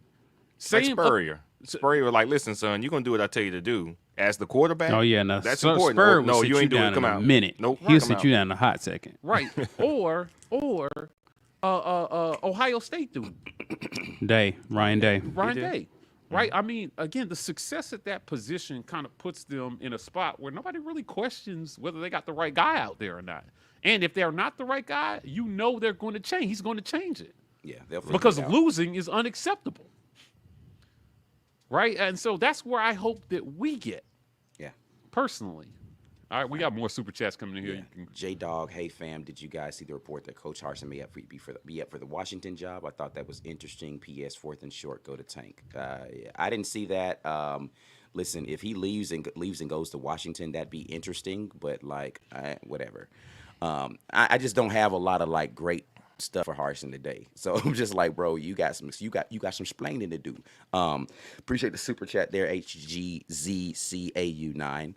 Joe Kyle says, do you guys think that Saban plays guys who don't practice hard? I have no idea how the practice habits of anybody are. Again, I don't know that anybody's not practicing hard. yeah. I don't. Right. It's not about when.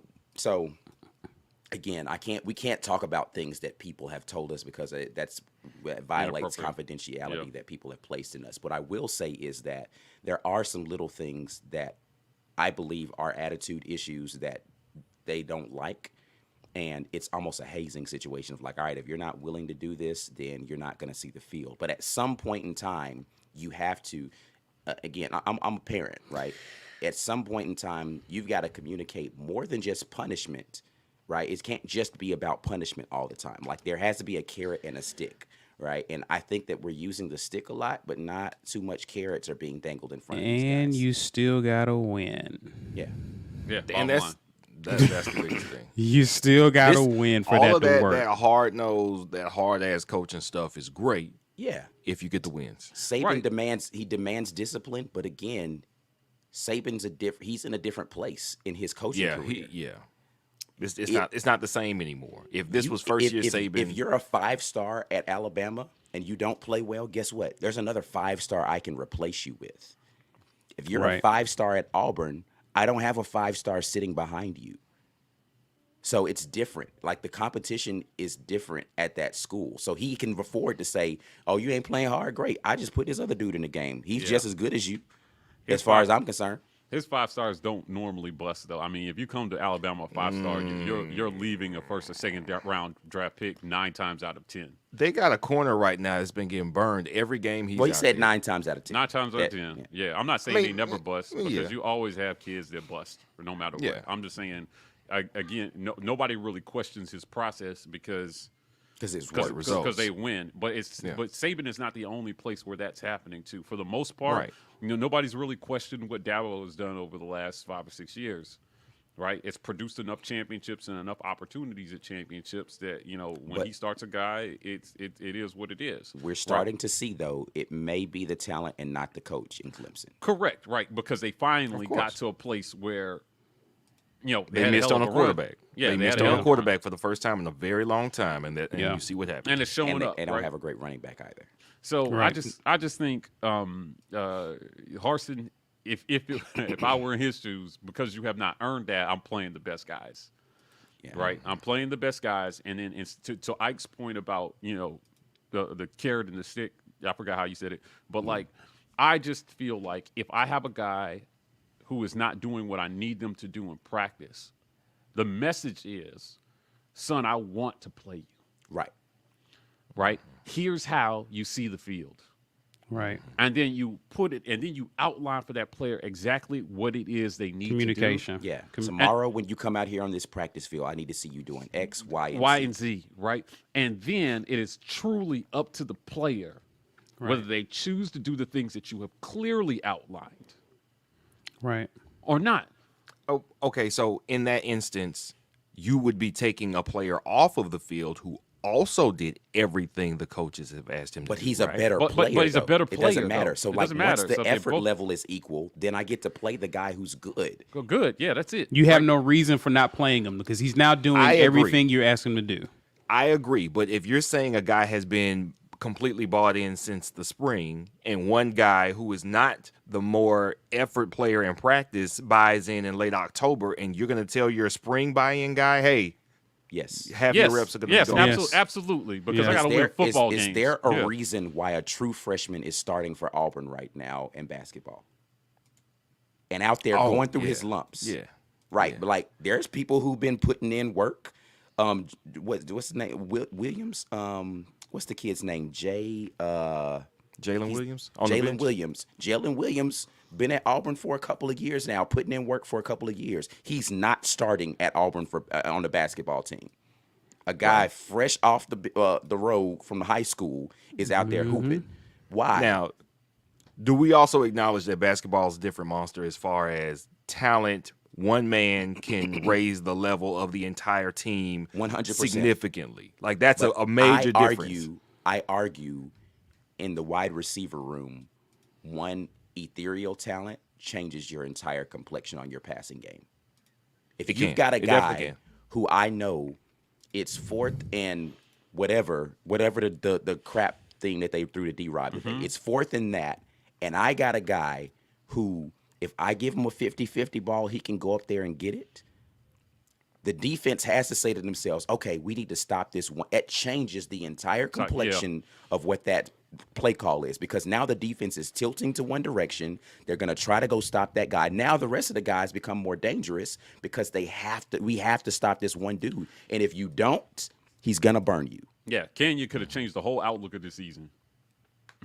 At least a couple of games. Yeah, It, that, ju- that, it least just a couple. changes the complexion of what you're able to call. We see the difference in just changing the quarterback. What you're able to call with a healthy Bo Nix changes. It's not that the offense can't work. It's just I don't have the same playbook available to me because I need this guy to run these specific things. TJ Finley operates better from the pocket. Like that's just I don't know if you can watch this game and not say, you know what, TJ doesn't really get rattled by he was operating. Pressure's coming. He's figuring out where to throw hot and all that kind of like he just don't really get phased by rushers coming at him. He just maneuvers his way through the pocket. He's really good at doing those. So it changes how you're able to call plays, right? But when you know that, I don't want to talk about that dude no more, man. Forget Mike Bobo. Tony Baker said, "What happened to you're not doing a good job. Get over there and hold the Not hold the bench. Yeah. Listen, right. I don't know. I don't know. Just hold it. Alabama prep. Don't Caesar, even I would sit like- on it. Hold it. Just hold it. Go hug the Caesar, bench. I'd like to hear your honest opinion on the future. Where do you think the Tigers will be in 2 years? Love you and your bookcase. First Appreciate of all, it, bro. Caesar looks like the most intelligent one of all of us because he's got with the them, bookcase with them 2 behind books him. back there. Listen, he's blind. Start adding books luxurious. one every More once books, a month. guys. There's more books. Okay. Start adding some more books. Get that Hurry Up No Huddle Offense book by Gus Malzahn back there, man. Y'all hating. You know what? Chiswick look. You know, I did have that book, by the way. Jiggy For real? Chiswick. Yeah. Yeah, it was all right. I was a month ago. I was feeling really optimistic about where things was heading. Obviously, but the thing that I was again, I had the more grim outlook of how this season would follow. I had us going 7-5, but I felt like the improvements we were going to make in year one, I wasn't sure, given our schedule, if it was going to reflect in more wins in year one. But I was ready to see improvement at key positions: O-line, receiver, quarterback, the like. Also, I'm curious to see how this recruiting class finishes out in year one, and do we pick up momentum going into 2023 with some of these kids? We're already made some inroads. The month of November hit, and I'm seeing questionable decisions being made on the field by these coaches. And what was alarming today, Prep, I'm looking at the attitude of some of our players, and that's alarming to me. Yeah. And I'm curious to see how different this team looks the next month in December. Do we keep some guys on this staff? Do kids leave? Key guys that we need to stay. And these are guys, listen, you need Tank to build your program off of. And we're already wondering, is Tank going to stay around for this? That makes me worried. Yeah. And we still got to figure out this QB situation. Like, there's so many questions that we have to have answered. I don't know what this program is going to look like in 2 years. I don't know what they're going to look like in a month. Yeah, that's concerning that it was so inconsistent right now that you just have no way to be able to predict that forward, and that's the lack. I of want to hope say that we we're going to be have. good, but Yeah. geesh, I expected something like this happening last month, and when it didn't happen, I'm Yeah. like, hey, all right. Yeah, I think that's I was what wrong hurts- about that 7 and hurts the 5. most. Yeah, I was looking like the Debbie Downer, but now we ain't even gonna be like. We gotta hope for a miracle to be 7 and 5. yeah. We got to come out here and play the best game of the season, second half of the season. guys, to be able let to me do tell that. you what's riding on this Iron Bowl. Months before the season started, I did a segment with Funny Mane where we predicted each other's schedules. Oh God. I predicted that Bama would go 10-2, and he predicted that we would go 6-6. How funny is it that the Iron Bowl will decide which one of us is dead on about the schedule? If we lose that game, I got to put on an Alabama jersey. I think that was our bet. Yeah, So Brian Harsin, hear fam. me out, fam. Hear me out, bro. I got to spend insider dollars on an Alabama jersey if you cannot pull out the Iron Bowl. This will 100% be the low light of my life. This will be a depressing moment. I'm going to need therapy. I'm going to need friends and family. I'm going to need a lot of things if we can't win this Iron Bowl. I don't want to do it. So like I'm shocked that this is where we're at, guys. We were talking about this team possibly Being a winning historic team. winning the West 3 weeks ago, man. And to be here is just an epic collapse down the stretch. Yeah. Like a lot of people felt like 8-4 was the floor, after we beat Ole Miss. Right. because there's no way we could lose to Mississippi State and South Carolina. Those Carolina. are supposed to be gimme wins. Right. And now we're here, man. Like Brian Harsin is about to learn a lot about what happens when hope goes out of a program. Yeah. Right, and I know it's his first year, and I'm not all out, but you know what I want is the same way we want to see coaches, players make adjustments. I want to see these coaches learn from this experience and just make some adjustments. Get right the ship, man. And if we can do that, listen, I will happily eat crow on all this pessimism. But right now, he's got work to do, and I'll close by just saying, a lot of you have asked me about recruiting. Am I worried about recruiting? And so I want to address the recruiting aspect of this for a second. I think they did a good job through the portal and through some luck salvaging the 2021 recruiting class, because no matter what, you can't really put that one on him, right? Like, he got hired in December with the early signing period and all the things that happened, just making the best out of that class. Making that a top 20 class was incredible, right? Or a top 25 class was an incredible job. 2022, he was already behind the 8 ball, right? You got to remember, those kids have been recruited for 2 or 3 years before he got to Auburn. Right. So trying to make inroads with that class was going to be difficult as well. Right. 2023 is the class where he really had a chance to make an impact with that class. So it was important for him to win with the guys that he has, because unless you're going to find your next Tim Tebow or Cam Newton or your next generational player talent that's going to come in and from day one affect your program, right?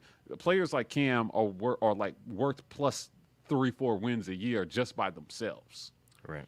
Right? Players that can really just carry a team. But they're generational players, so you don't see them that often. And usually only the best programs get them, because the ones that are already winning have the wealth of talent that come in every year. Saban's more likely to find that talent than we are.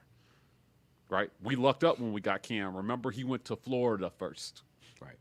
Right. And then we had to have him go through a bunch of personal issues to land up at Auburn. Now we have to try to be the school that lands them first out of high school, and then we have to have a system that knows how to develop those kids. 2023 is really going to be that first class that's his. So, patience is warranted, but the wheels can't fall off the wagon while you're trying to get there, though. Right. Yeah. Because- You'll never get to the destination without wheels on Right. the wagon. Yeah, because this is not he did not inherit a talentless squad. So when you come in and you make decisions like, I'm going to sit Canyon because of whatever my reasons are, it better work. Right. That's it, man. Because at the end of the day, you weren't the coach that the boosters wanted. So Facts. your leash is not as long as somebody else's leash would have been. Which is why I am so against these coaching contracts, because at the end of the day, if it's about the money, they don't give a damn. They're getting paid anyway. Right? It's got to be about caring about the kids that you're coaching and just having and then wanting to do your best because your name is on it. Those have to be your two primary motivators, man, because if it's the money, the coaches are getting paid unless they leave in scandal and they violate the morality clause in their contract. They're getting paid anyway. Right? So he's got to salvage this, man, because 2023 it's around the corner. Yeah. Right? So he can't wait. He's got to. I mean, he's got to. I feel like 9 wins seems kind of necessary next year. Yeah, which is another reason why coordinator firings derail that even more, because the people who are out there making all these relationships right now, those players. Listen, we've said this many times. You don't commit to schools. You commit to coaches. Absolutely. And if that coach isn't there anymore, you're likely not going to go there with them, right? So it's just one of those things. War damn ATL, you're darn right. More people need to understand this. Listen, I don't care. Listen, I know I didn't play football in college. I get it. I haven't coached football anymore. I just know I watch enough football to understand what I'm talking about. Listen, Mike was a camera guy at the school. Like, we just do, like, I don't know why people don't understand. We just do this, bro. Like, but anyway, Valencia Jackson, this is a fair question. We've asked the same question. Players need to ask the same question to his coaches. If he needs to play, then he needs to go and make it known that that's what he wants to have. Right. Maybe they I don't have. disagree with that. Okay, so yeah, I don't know Valencia- either way. That's what I'm Maybe saying. Like, they have. I We don't don't know know. what the coach has said to the player. I don't know what the player has said to the coach. All I know is guys who are good are not on the field, and we've got to Correct. fix that. That's Yeah, all I know. I'm questioning how clear the messaging is. Right? Because Yeah. And again, I just think it's a fair question to Question, ask. That's yeah. all we've said the entire time. It's not that I know what's happening because I'm not there. It's a fair question to ask based upon the results that I see. And you know what? Here's why I'm not sold that the players aren't asking is because we have relationships with their parents, and their parents are highly involved in these conversations. So they're in there with their kids asking the coach the questions. It's not just a kid. Mom and dad want to know why they're not on the field either. They do. Right? And I think part of the reason why parents enjoy our show so much is because we're asking the same questions that they're asking Right. Right.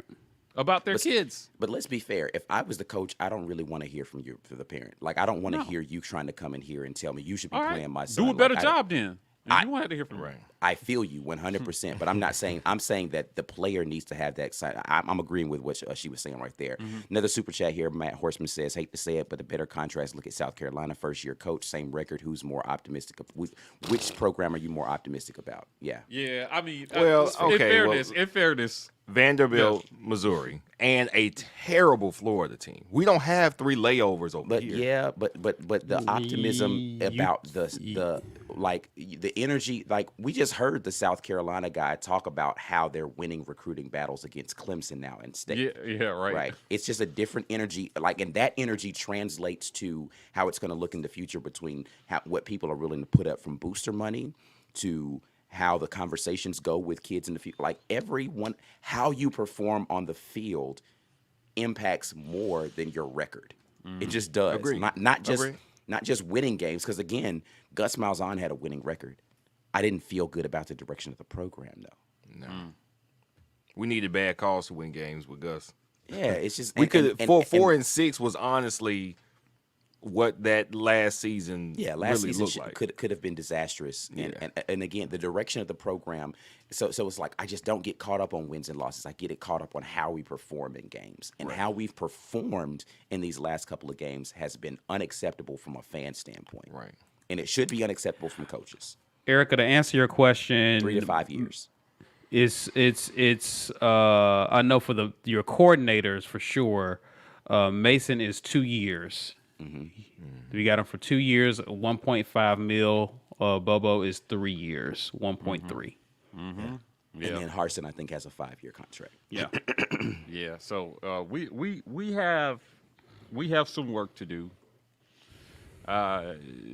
There's still, again, a lot to play for these next 2 games that we have.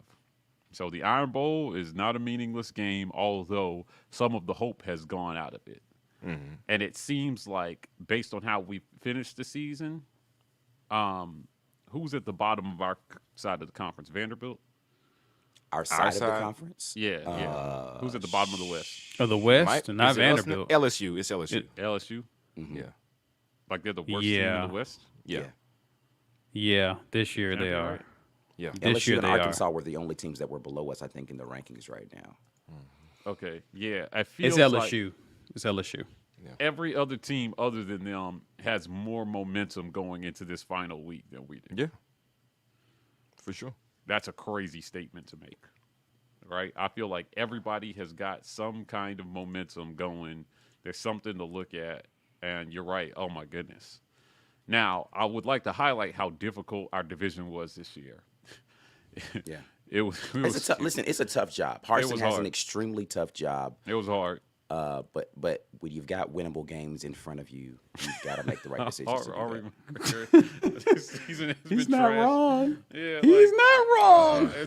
it's been tough, right? But like, LSU, the only team worse than us in conference is has a lame duck coach. Mm-hmm. That's ooh. In our division, there are teams worse than us in this conference. Yeah. I meant in our division it has a Yeah, lame because duck. we got to get through the division before we can even worry about the other side of the conference. Even though, let's see, we played 2 crossover games this year, lost both of them.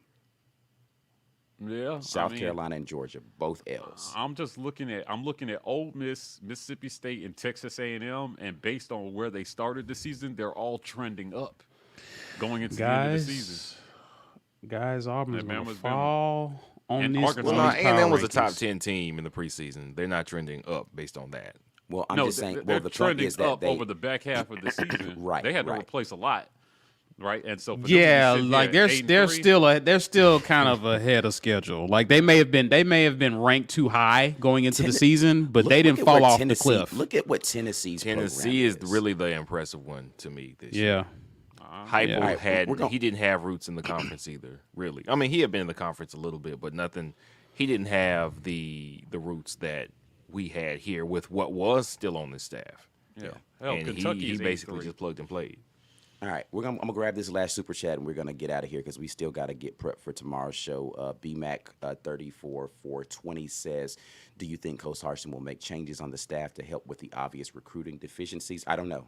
I don't know the answer to that. So, We okay. have a guess on Wait, it. what's the I'm spirit not. of that question? I don't understand how we grade his recruiting prowess without actually having the time to land a full class. Like 2023 would be the time where I'd say, "All right, you don't know what you're doing," because we can't come in 25th in 2023.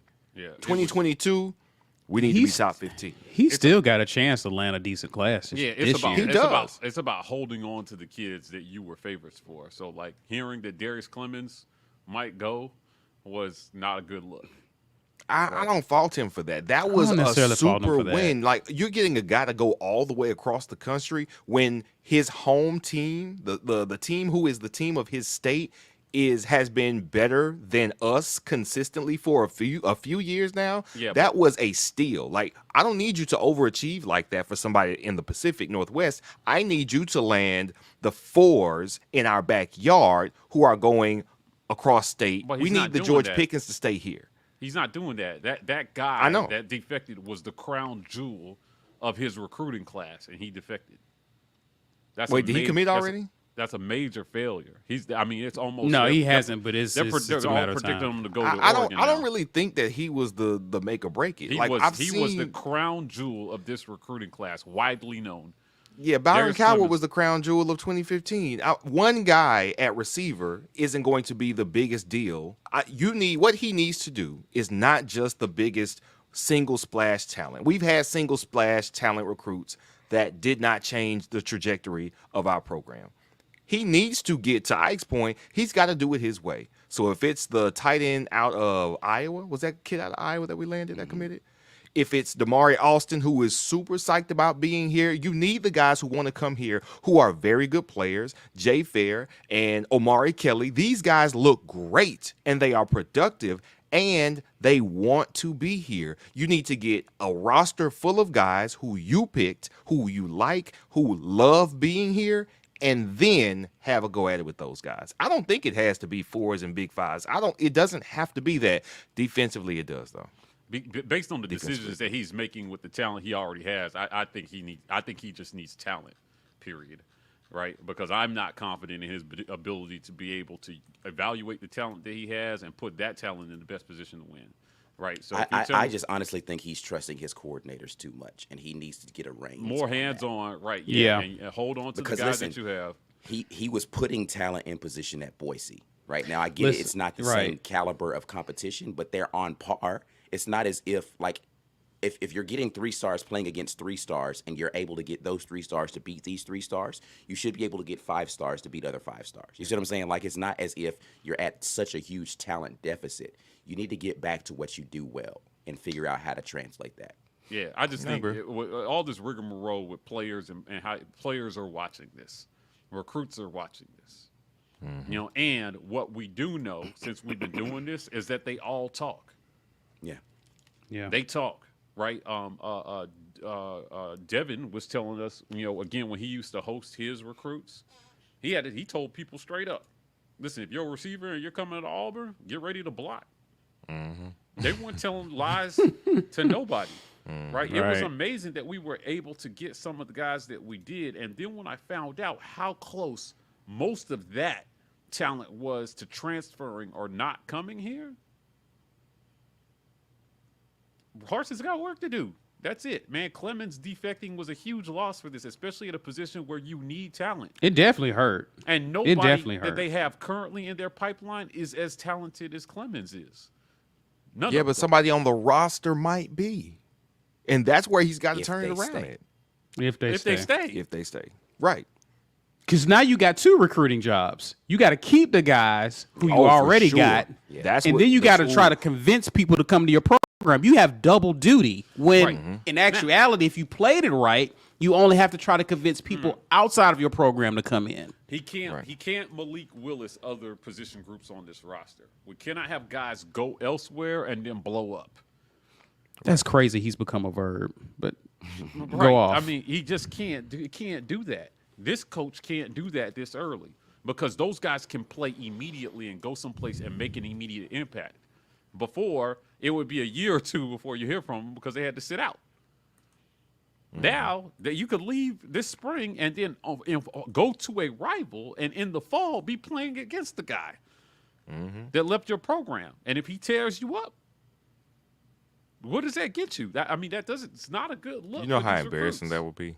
Yeah, it's not a good look for these recruits. That's why he's got to hold on to the guys he has. Hey, And we he's getting torched by Canyon at Florida. man. Let me tell you, it would be such an I'd embarrassment. be crying real tears. Not even. It Yeah. wouldn't be ironic tears either. It would be real. you want to tears. see us break a mic then? Yeah. Yeah. I wouldn't even come on the show. If we get torched by guys who were here that we did not play, and then we lose to those guys, I wouldn't even come on the show no more. It's tough. Wouldn't be Anyway, if you're watching this, this is our immediate emotional reaction to what we saw. If you're looking for analysis tonight, that's not what you're getting. You're getting the raw, real, you know, what did we think in the aftermath? I'll have more sensible takes tomorrow. Maybe. Will you? Yeah, I don't know. I'll give it a better shot tomorrow after I have some time to sleep on it. But like, this was rough tonight. I appreciate the 700 or almost 800 of you guys that joined us tonight. Thank you so much. We're almost at the end of this thing. Become an insider. Listen, there are plenty of reasons to stay an insider here at the end of the season, even after the season is over. I got to tell you, if you joined us earlier this offseason, you know, not a single other outlet is working harder for you guys in the offseason than we are. We put out, what was it, like 5 content pieces a week, Yeah. January through August. And was During just the dead months of football. Oh, We're talking man. football the entire time. the entire time. And if it's possible, we have even more planned for you this offseason that you're not going to want to miss. So that means access to the program. That means film reviews. That means interviews with former players.